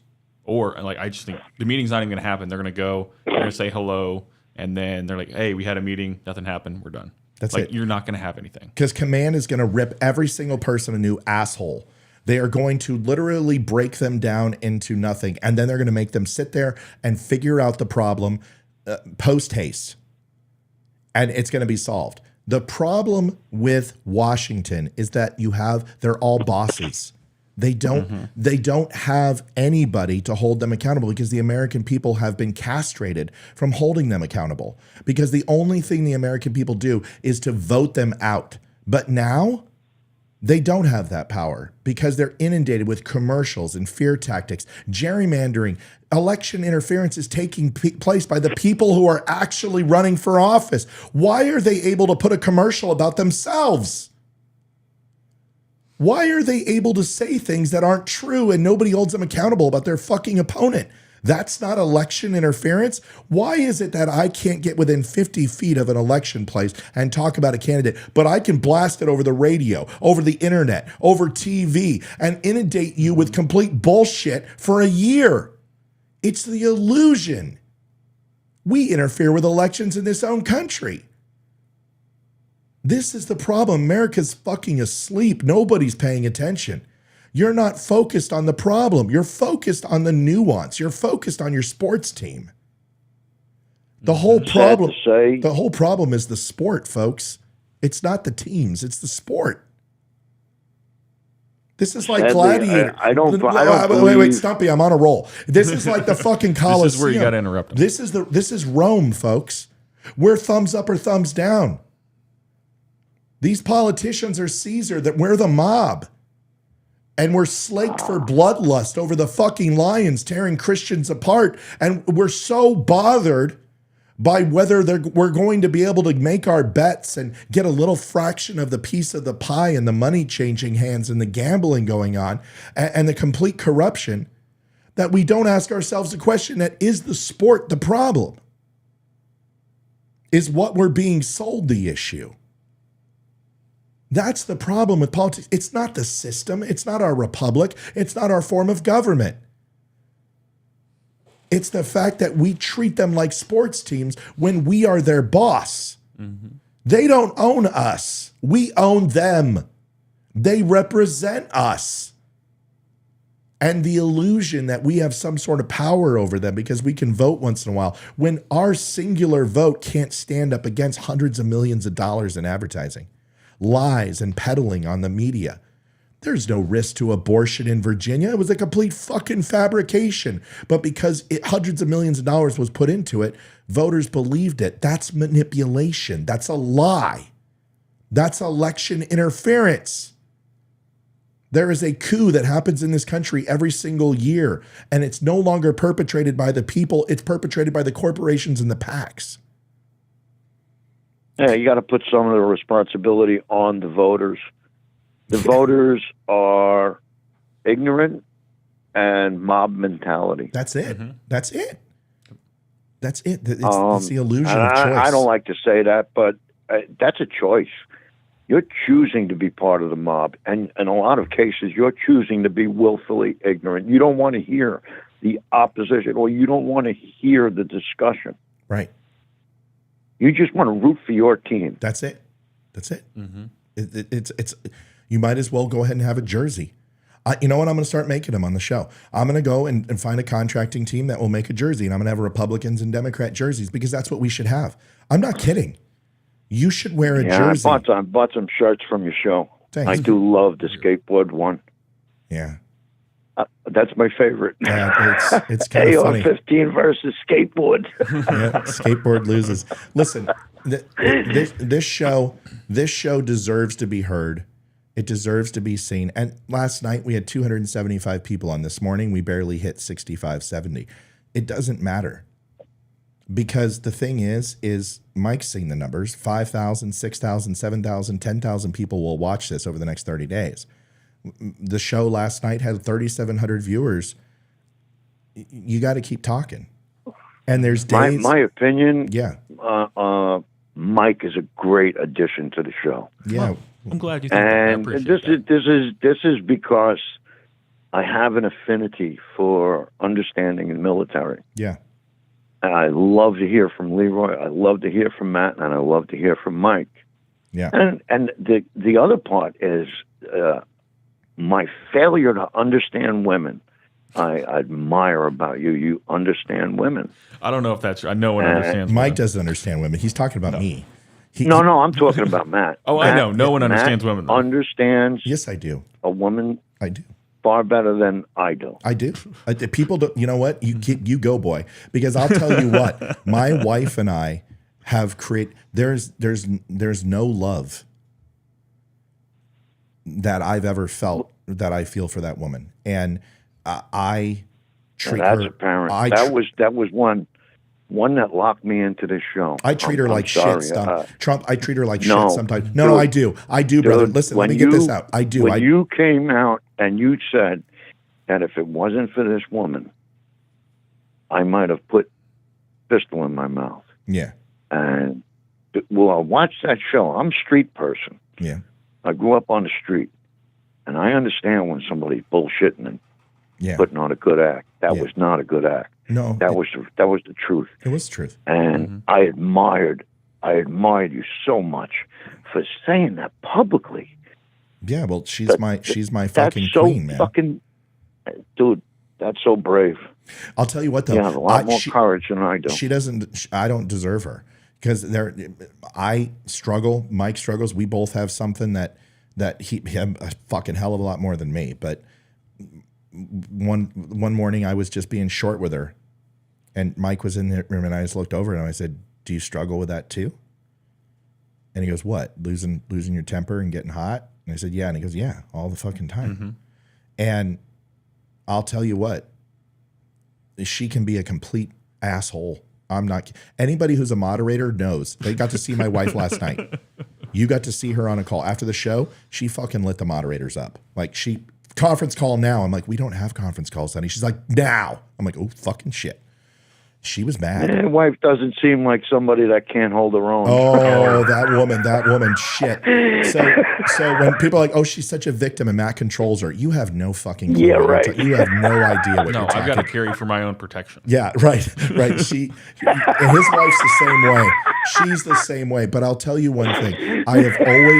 In my life, I have always surrounded myself with women.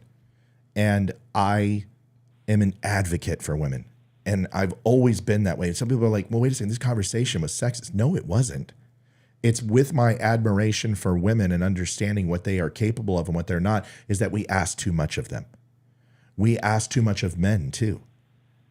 Men die earlier. Men have heart attacks. Men have high cholesterol. Men carry the stress. But women, they're the ones that have to sit here and raise the children. And make sure that the home is a place of love and caring. They give their bodies and their beauty to their children. I may not understand women, and I divorced my wife, and I don't have very many good memories of my marriage. I have 2 children who I'm grateful for. But I told my wife, I go out and I work 16, sometimes 18 hours a day. Yeah. And I would not trade jobs with you. Not a fucking chance, dude. She never has had 13 years with children. She's never had a vacation. She's always a mom. I get to not be a dad sometimes. I can come into this room or go play Xbox or, have my alone happy time, whatever it is. She doesn't get that, dude. There's no alone happy time for mom. She doesn't get to read a book. She's like, have you read a book? She's like, have I read a book? What the fuck are you talking about? When am I supposed to do that? I literally read the Tampax box for 3 minutes a morning as I'm taking my morning vigil. I may read that box, and that's all I get. She's like, I haven't went to the bathroom without having a kid knock on the door and say, "Mom," and it's like I'm just trying to do my morning constitution.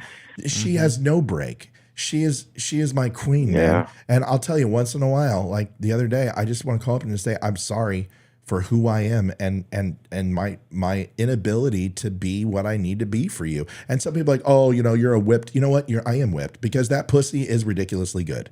Okay? Sorry, I'm married. I love my wife. I love having sex with my wife. And there's nothing wrong with that. As a 50-year-old guy, you should be in love. And she's amazing. And she just completes my heart and soul. And nobody, if you're not in love with your wife, if she doesn't still turn you on, get the fuck out of that relationship. Get a divorce and go find someone who fulfills you. Because that's the whole thing, man. If you're going to spend the rest of your life with someone, it shouldn't be miserable. It shouldn't suck. You should love it. Yeah. My marriage was, without getting too descriptive, but my marriage was, I did love my wife. I cared about my wife, but it wasn't reciprocated. Yeah. It happens. And I tried. I grew up in a very dysfunctional home. I tried so hard to win that love. Yeah. And it was never going to happen. It was something I couldn't get through my head. It was never going to happen. Mm-hmm. And her father is funny. When we were getting a divorce, her father came to me and he said, "Man, I see you crushed right now. I see the clouds all around you, and you can't see what I see. Mm. And if you did, you'd be dancing in the street. This guy just did you the biggest favor anyone has ever done for you. He got her the fuck away from you." Yeah. Well, that's... You got it. This is her father. Who gives a fuck? Who cares? What does he know? Stump, I've known you for fucking an hour, and I've known you for almost a year through my wife. Acceptance doesn't create value. That's somebody's intrinsic value is more important than external value. If you care about yourself and you like who you are, that's all that matters. And I will tell you, man, Mike has said it, I'm an acquired taste. And there's people who hate my guts. You know what? I don't care. Because even if you love me, I don't need your acceptance. I've got the people I truly need, and that's my wife, and those are my kids and my friends that I adore. I like you. And if he doesn't, then you know what? He met you in a time in your life where you just weren't simpatico with his ideals for what you should be. Because now maybe you've learned, maybe you've grown. Who cares what people think of you? The question is what do you think of yourself? And as long as you have that, then you have intrinsic value. Okay? And then that gives you the ability to spread it out to other people. Mike, you haven't said a lot. Erica, to you. You're not going to say this on live, but I've seen you guys together. Mm-hmm. And I think you know what I'm talking about is you have your good, you have your bad, but ultimately she is a huge part of your identity. Yes. Do you agree with that? Oh, yeah, no, and it's the same thing. She's the reason that I was able to get out of my, well, not fully get out of it, just start to get out of my depression, and the one that's like, you're not okay, we need to figure this out. And she went through and dealt with a lot of shit for me in order to get there. Yeah. And she is the only reason, the only one that actually loved me enough to be like, you know what, we need to fix this and we need to do this now. Yeah. Because like we're not doing this anymore. Like we got to do this. So no, yeah, it's when you find that person, you have that person forever through anything. Yep. And like it's amazing, and that's why it's now all I really want is like it's her and our animals. Like that's our family, that's our life, and that's all we need. We don't need anything else. Yep. It adds simplicity into your life, you know. But Stump, 60 years old. It's not like you're fucking 80. It's not like it's over. You're a smart guy. You got a good attitude. You're funny. There's plenty of I don't know about the fish and the sea bullshit because I don't want to compare women to aquatic animals. You can always go down to that place in Florida for the 55. The villages. Go get your little scrunchie, put it on your little moped, and dude, go enjoy life. The only thing bad about being alone is the people who are not willing to try to not be. There's people, and here's the thing: is sexual fulfillment is not love. Figure that out quick. And there's a reason why older people who are 70 get remarried. It's for companionship. Once you realize that marriage is for companionship, it's amazing how you treat your companion. I didn't understand that. I treated women like an object. Once I realized that it takes nurturing and it takes respect and it takes understanding, and I fail constantly. People hear Olivia and I together and they're just like, holy fuck, you talk to her like shit. And there are times. But you're not there for the moment. No, I do, brother. No, it happens. It happens, brother. I do. I'm short with her. Like, God damn it, Olivia. And people are like, holy fuck, dude. What? But that's just us. And, you know, she'll lean over. She's like, you're being a complete cocksucker. That's my point. Olivia can handle it. I know she can. And she but does she deserve to handle it? Probably not. Probably not. But do I deserve hers? Do I deserve, because she gives too? Holy shit. Don't get me wrong. She gives just as hard. She can throw some knives. Yeah, that's what I was going to get to. But that's she could probably dish it out as much as she can take it. That's us. But you know what? If you see us together, you know. Because there's a level of care and love that is in this house that you can't. I see that with your kids. Yeah, they just, you know, and trust me, there was a time I see that with your kids. You have better relationship with your kids than I have with mine, and I have a great relationship with my son. Not so much my daughter. Okay, well, what's wrong with your daughter? Let's talk about that. Why don't you have a relationship with your daughter? Oh. No. Don't, Stumpy. Jesus, this is really Stumpy, complex. Stumpy bullshit. It's very complex. Don't do it. Don't do that. Don't stop. I'm going to stop you right now. If you know anything about me, just give me the reason. You know the reason. Don't go into a story. Don't try to explain it away. My daughter is out for number one at all costs. Okay. She was raised and forced to be that way. Okay. Without going into details. Sure. My daughter and I were very close. She was my firstborn. She's your wife's age. I took her to work with me. Okay. Stop it. We did everything together. Stumpy, I'm going to cut you off. I'm going to cut you off. That is not the problem. That is your understanding of what she is and why you don't communicate. What did you do? I cut her off when she was 5. Okay, then guess what? Because I felt that she needed to spend more time with her mother, but was never there for her. Have you told her that? I didn't realize. I understand now, as an adult, that when I told my daughter, you need to spend more time with your mother and understand what it is to be a female.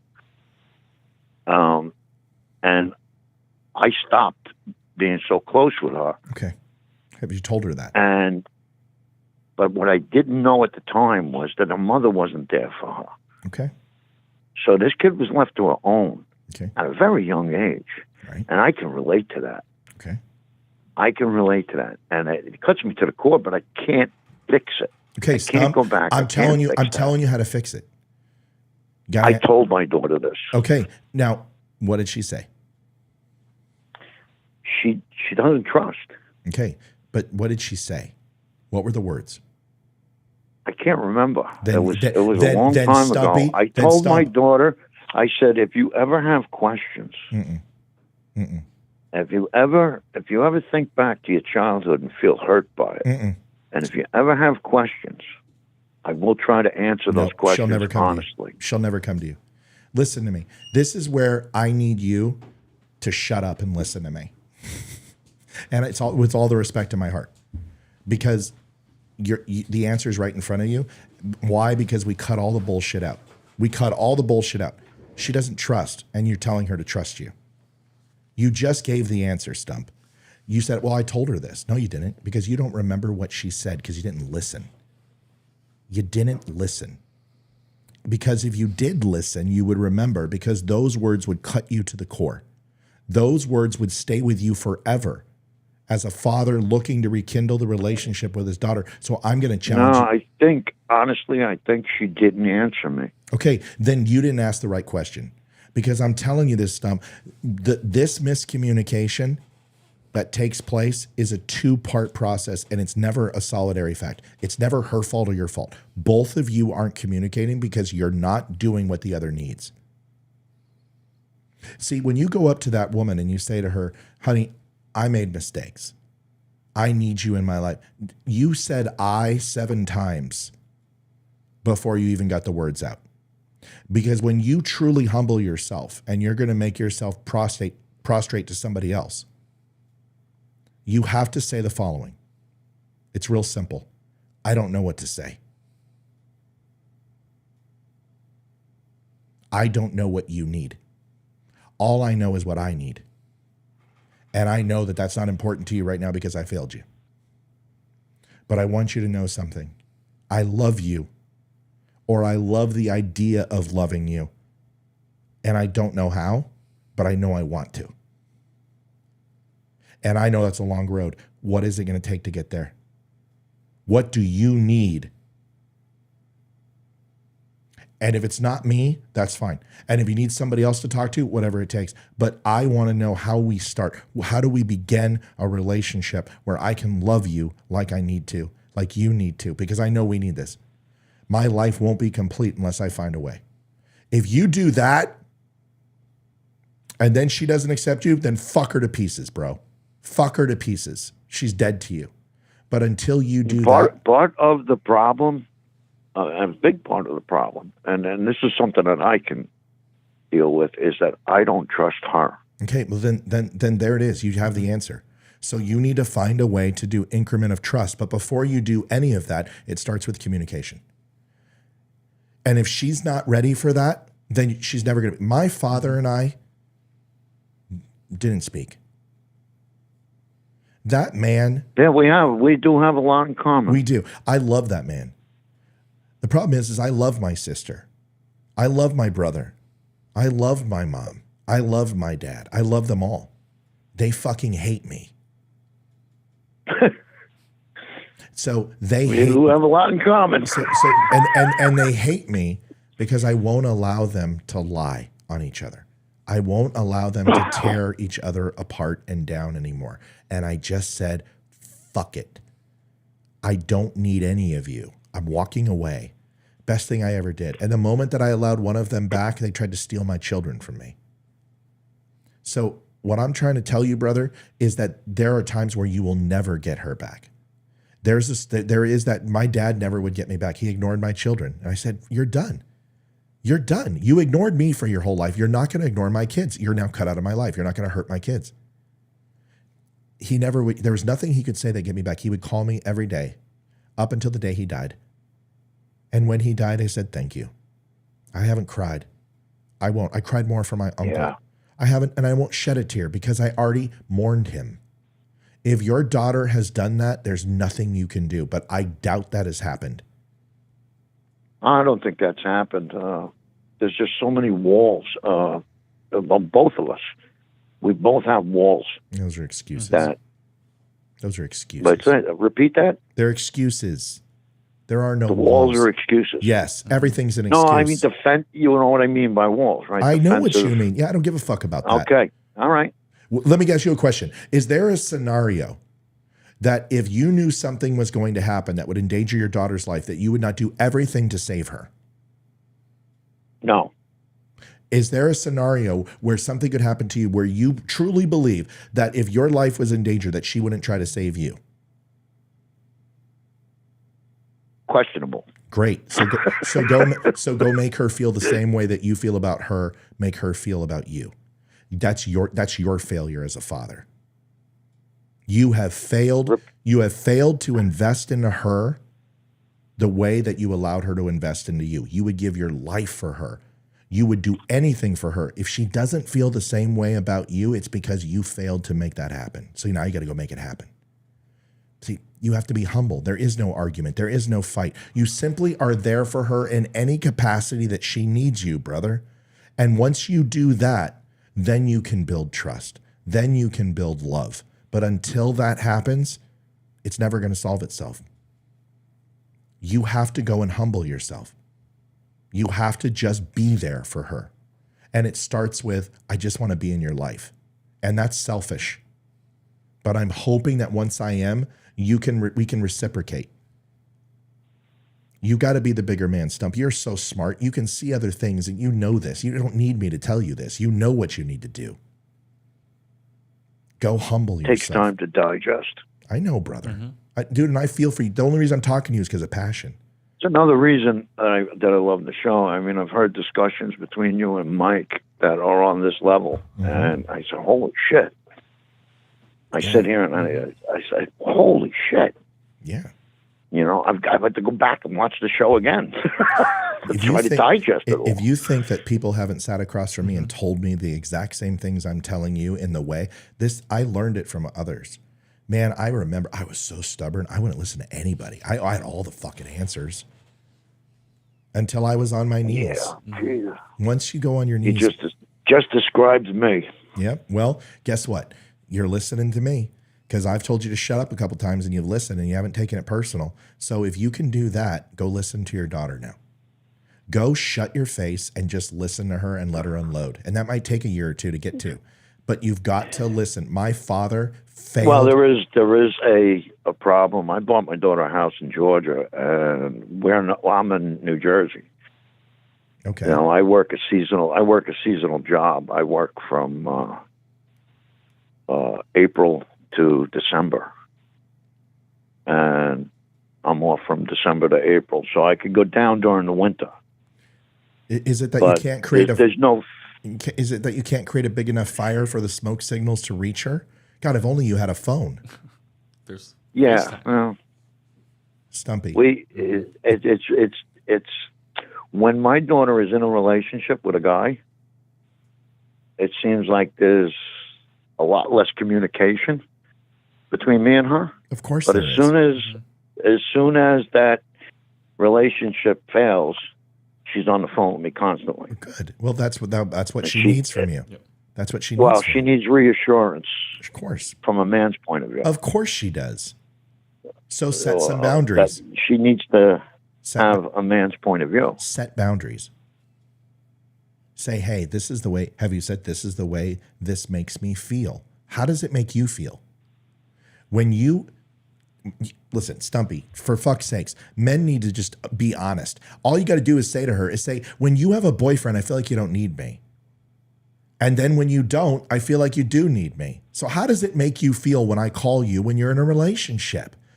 She's like, well, Dad, it just makes me feel awkward. And that part of me doesn't need it. Okay. So what can we do to balance this out? Because I need you all the time. And you don't need me that much. Can we talk once a month? Can I write you a letter? How can I support you in that time? Because I miss you. Stumpy, for fuck's sakes, the truth is what is going to fix this. Not a bunch of walls and, my internal block defense mechanism is running in overdrive. Give me a fucking break. Stop the psychobabble bullshit. You want your daughter to be in your life and she doesn't want to be in yours. How do we fix this fucking problem? That's it, Bubba. Stop making this more complicated. She's a woman, you're a man. That's the equation that's so confusing.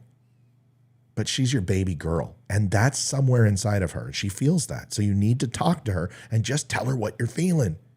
And you know what she say? Dad, I don't want to talk about this right now. Say, all right, sweetie, I'll talk to you next week. Hang up the phone and try again. Because what else do you got but time, bro? You got time. Invest it wisely. That's it. That's all I got. I'm sorry. Fuck Mike. I feel like I'm just going off here, but Stumpy, I feel a connection with you, and I felt like I needed to talk to you and take a little extra time with you today. Mike, am I missing anything? Am I fucking up? Tell me. No, and the only thing I'll add is like listen to him, because there's a lot of things and a lot of conversations that he had with my wife about me. Obviously, slightly different scenario, but like there's validity to it. So you need to figure out if it's something you want. If you do, you have to take the action, because if you don't, it's not going to happen. So there's nothing better than right now to change something. That's it. So either you're going to go do it or you're not. And I hope you do. No time like the present. That's it, dude. Then That's hang it. up the phone and go call her. That's right. That's it. Hey, I just wanted to tell you and you know what's hilarious is that you're going to be so fucking open, and she might just slam the fucking door on you, and then you're like, fuck it, I quit. That's the problem. Don't quit. You're not a quitter. You're not a quitter, so don't be a quitter. Just realize that you can't change people.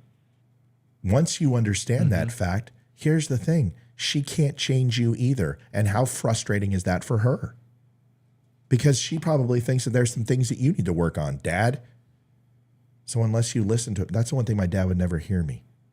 I'd tell him, Dad, you're never there. We never played catch. We didn't play catch. I tried to bring a chessboard to you all the time I had it under my arm and wanted to play chess. You didn't want to play. My son's done that to me, and I've pushed him away, and then immediately I go in the room and I'm like, holy fuck, what did I just do? And I go run to my son and we play chess. Or we go play a video game. I promised him last weekend we would play NHL hockey. I forgot. So I owe it to him this weekend to go, hey buddy, let's go play some hockey. I can't be my father. But you know what? In the end, he's going to hit 30 or 40 and he's going to find things that he hates about me. And he may stop calling. And it's my job to fucking get in touch with him and say, I know I'm not cool. I know I'm old. I know I'm boring. I know you're sick of me. But I still love you. And I need you in my life. And I don't have much time left. And I'm going to guilt you into fucking talking to me because I need that. So just tell me, what can I do to be a part of your life at all? And if it's mopping up dog shit in your backyard once a week, I'll do it for you. Just tell me how you want me in your life. And I promise I'll never break those rules. I won't call when I'm not supposed to.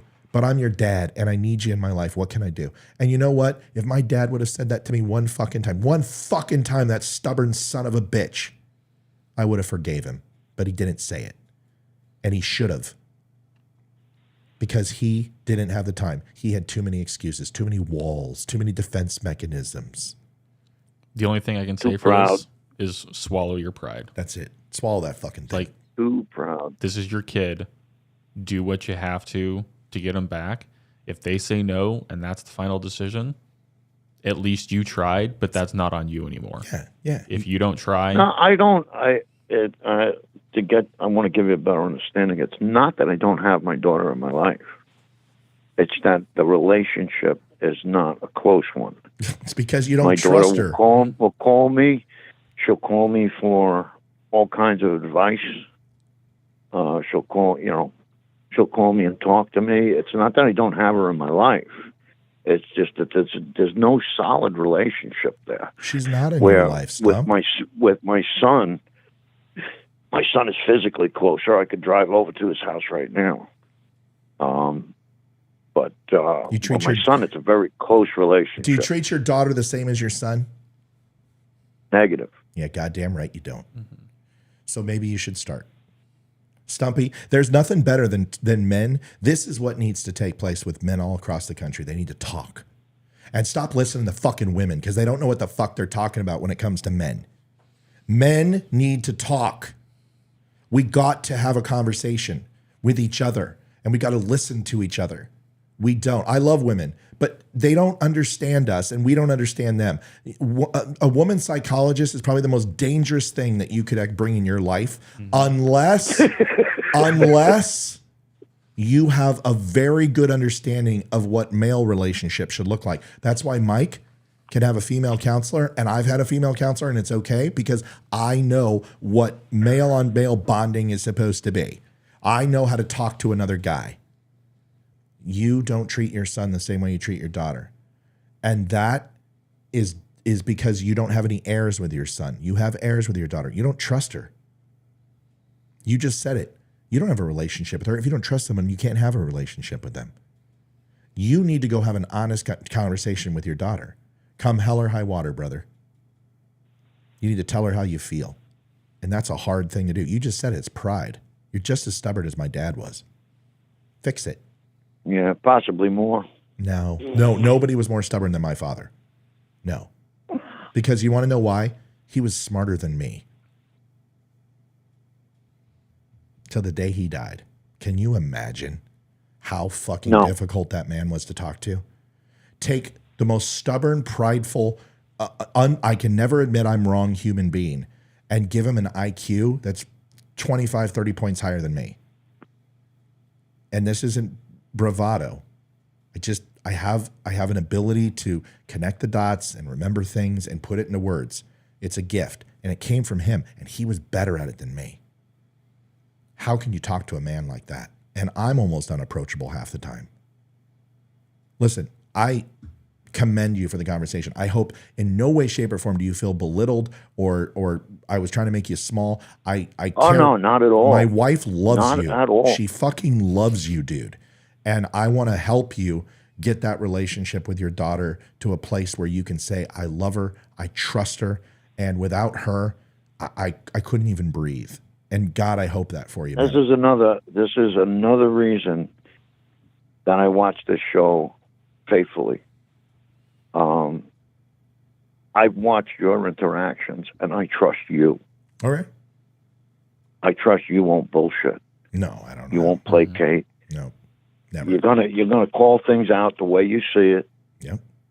And like it or not, you have to listen. Or I have to listen. You get the same thing in Mike. I put my stamp of approval on his ass. Absolutely. He knows his shit, and I trust him unequivocally. There's not many people that I trust him. That's it. I trust him. And if I didn't, he wouldn't be on the show. I wish Olivia would speak up more. I get more when I watch this show. I watch the show for many reasons, and the idea. Yeah. But hearing a woman's perspective is something that I need. The great personally, thing, I need to hear that. The great thing Olivia about doesn't speak up as much as Amy does. Well, but Amy didn't. But hold on a second. So we understand the inner workings of the show. Amy didn't used to speak up. Amy would come on live when it was just her and I would talk for 2 hours straight. There are times when that happens with Mike, like today. We know we do feedback at the end of the show. I know what my feedback is. Matt, I didn't get to talk a lot, but there's times where what he's going to say is, but I just let you go because you were doing it right. But there are times when we do it and it's not right, and he says it. That's okay. But Amy didn't talk because she never had an opinion. She didn't know anything about this stuff. So I'd be like, so Amy, what do you think? She's like, well, I agree with you. And I'm like, okay, fuck it. And I just pull the plug and pull it away. Olivia's in that state. But the thing about Olivia is that when she does talk, it's always valid and it's always meaningful. And that's what she brings. And God, when she finally gets that ability to have an opinion on everything, she's going to be dangerous. Yes. That's when we're going to take the headphones off. Like, all right, it's the Olivia show. We'll see you tomorrow. This is when she just does her own show and I walk away and Mike and I go on we claim royalties because she sees things in a way that is very different than most people. She sees it from a mother, but she has that alpha quality about her when you tread on certain things that she cares about. I've seen that. It's hard to explain, but she's very. When you spoke about what she said after the show. Yeah. And that I'm not even going to dignify this person. This person will not tell his followers to shut the fuck up and have some respect. Yeah. And why am I even going to talk to a person that doesn't have that much character? The discipline that takes is unreal. I don't have it. I don't know what that even looks like. But the fact she's like, I'm just going to sit here and be quiet. And I'm going to stare at the screen. And people were insulting her. They're like, why don't you smile? And, oh, you look so much prettier, blah, blah. And she's just like, I'm bulletproof, bitch. And you want to know why she is? Because every single day I tell her, it's so funny because last night, so she brought home a cookie. And there's this cookie place in Leesburg, and they make these fucking incredible fucking giant cookies that are white macadamia nut. And they'll put cinnamon swirl on the top, and they'll create a mini peach pie cookie. Oh, fucking ridiculous, dude. And I'm just like, get this shit out of my house. I don't need this stuff. But yes, you do. You need it in your life. She's sitting there, and she's like, chewing on the cookie. And she's like, I got to stop eating this stuff. And I said, no, you don't. Because if I wanted a stick model who looks like kindling that I started a fire with every time we made love, I don't want that. I've had you when you're fat as hell from being pregnant. I've had you skinny, and I don't care. And she's like, okay. And she's like, eat the rest of the cookie. I'll go get 3 more. That empowerment. It's amazing. One of the greatest lines in Pulp Fiction. Everybody remembers, Zed's dead, baby. Zed's dead. The best line in Pulp Fiction is where Bruce Willis and the French girl are in bed together. And she goes, I want a pot belly, And he's like, a what? And he goes, I want a pot. And Bruce Willis is like, what the fuck's a pot? And she goes, well, I just want a pot. And he goes, you want to be fat? And she goes, no, not fat. I just want a pot. And by the way, it's amazing what's appealing to the mind versus what's appealing to the touch. And it's always stuck with me because it's so true. Because I love my wife's body no matter what it looks like. And I believe, and I 100% believe that. And people don't accept people for who they are. And it drives me crazy. So I tell her all the time, you're gorgeous. You're beautiful. You're perfect for me. You're everything I want. 50 years old, you still look like you're fucking 20. And it's true, though, in her case. If you can't do that for another person, if you can't get past their insecurities and help them feel confident about themselves, because I have struggled with that my whole life about thinking I'm overweight and fat every time I look in the mirror. And I've been the fittest of the fit, and I still feel that way. And she makes me feel good about myself. You got to be able to do that for somebody else. So when you do that for somebody, they become bulletproof, what I'm trying to say. And those guys can't say shit to her that's going to bring her down. She just doesn't care. She doesn't care. That's it. All right, Stump, we got to go. It's too late. I've kept him 2.5 hours. He's like, I got to go. Listen, we love you guys. Stumpy, good. I love this show. I'm going to have to go back and watch it now. Yeah, well, go have fun, buddy. We appreciate you. It was a great show. Thanks for being on. We got to cut bait. I think Mike's going to kill me. Listen, you knew it was going to go long because you were gone for so long. Yes. So, and obviously, I'm just glad I finally got the privilege of meeting Stumpy and getting able to talk to him. So no, dude, it's thank awesome. you for being on. I appreciate Olivia's it. going to be so pissed that she wasn't here for this. She's been trying to get you to call in for fucking ever, buddy. All right, so now you only get to call in on the morning shows. Yeah, don't call in on the night. You got to call in. Don't call in at night. All right, Stump. Guys, have a great day. See you, buddy. All right, we'll see you. What a great call. That was listen, great. Sometimes shows go long. I loved it. It's important. Mike, thanks for tolerating that. That was well, see, it's one of those like for me, it's not tolerating because for me, like I'm not a father. I don't have that perspective. So when your guys' dialogue is going on, I'm still learning. Like I'm getting stuff from it. So like I don't need to talk. I'm getting more just about seeing your guys' interaction and seeing what that is. Because like I'm not a father. I only have my animals, which is a different kind of love than you have for your kids. I want you and to it's have something kids that I don't so bad. understand. I know you and Erica don't, but God, I hope you get to a place where you do. I know that's the last thing you want to hear. But God darn it, you'd be a great dad. And she'd be a great mom. You might change it. How old is she? Hold on. Math. Well, I'm probably not supposed to say it, but it's mid-30s. Okay. So it's getting do or die time. Yeah. And honestly, maybe she can't. Maybe I don't know. Maybe I'm crossing the line. It doesn't matter. People get what they're meant to have. But just the way that Ethan interacts with you and how Hayden thinks about you and Erica, it's just sometimes you just don't need to have kids, right? You've got other things to fulfill your life. But I'll still say I think you'd make a great dad. That's just my personal opinion. That's all. Well, I appreciate it. I do like my quiet house, though. So. I know. You come over here and you're like, yeah, I don't want fucking kids. Folks, thanks for watching. It was a super long show. There will not be a recorded show today. There will be one. Oh, shit, I got my daughter's play tonight, her choir. Yep. So we're going to stream live tonight, and you guys can watch the Christmas concert for her school. what's great is that this is her last year before she enters high school. I can't fucking believe I just said that. You got a high schooler. Cannot fucking believe I just said that. Shit. But she, after 2.5 years, no one has had a solo during these choirs. The solo is usually a quartet. She sang it so well last Christmas by George Michael that the teacher stopped the practice and said, Hayden, come here. And dismissed the class and said, you're doing a solo. And she's like, what? She's like, you alone for 20 seconds are going to sing because your voice is so damn good on this song. I got to hear her sing it yesterday, and it was impromptu. And I'm like, holy crap. Sounds really good. So awesome. I hopefully she doesn't screw up and embarrass me. Well, yeah, now that you did it and it's going to live stream. So we're going to do it live. I think that'll be around 7 o'clock. We'll do it like we do every year. So come over and watch that at 7 o'clock tonight. Mike, thanks for sticking here. I know you got to go, but thanks for everything. Absolutely. I say it was another great day. I'm actually going to be out next week because I'm hunting down in Georgia, but we'll pick it up again the week after that. Yeah, and hopefully Still Point, you guys are close together because you guys got to meet. Good night. Thanks for watching the Don't Unfriend Me show. We appreciate you. God bless. Have a good one. We'll see you everybody. Friday night and tonight. See ya. Adjusting transmitter output.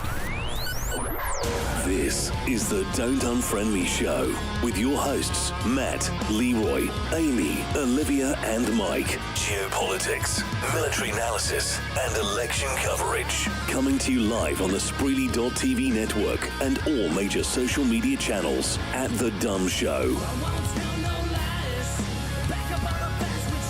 Honest, direct, unfiltered. Monday, Wednesday, and Friday at 8 p.m. Eastern. We can agree, we can disagree. Just don't unfriend me.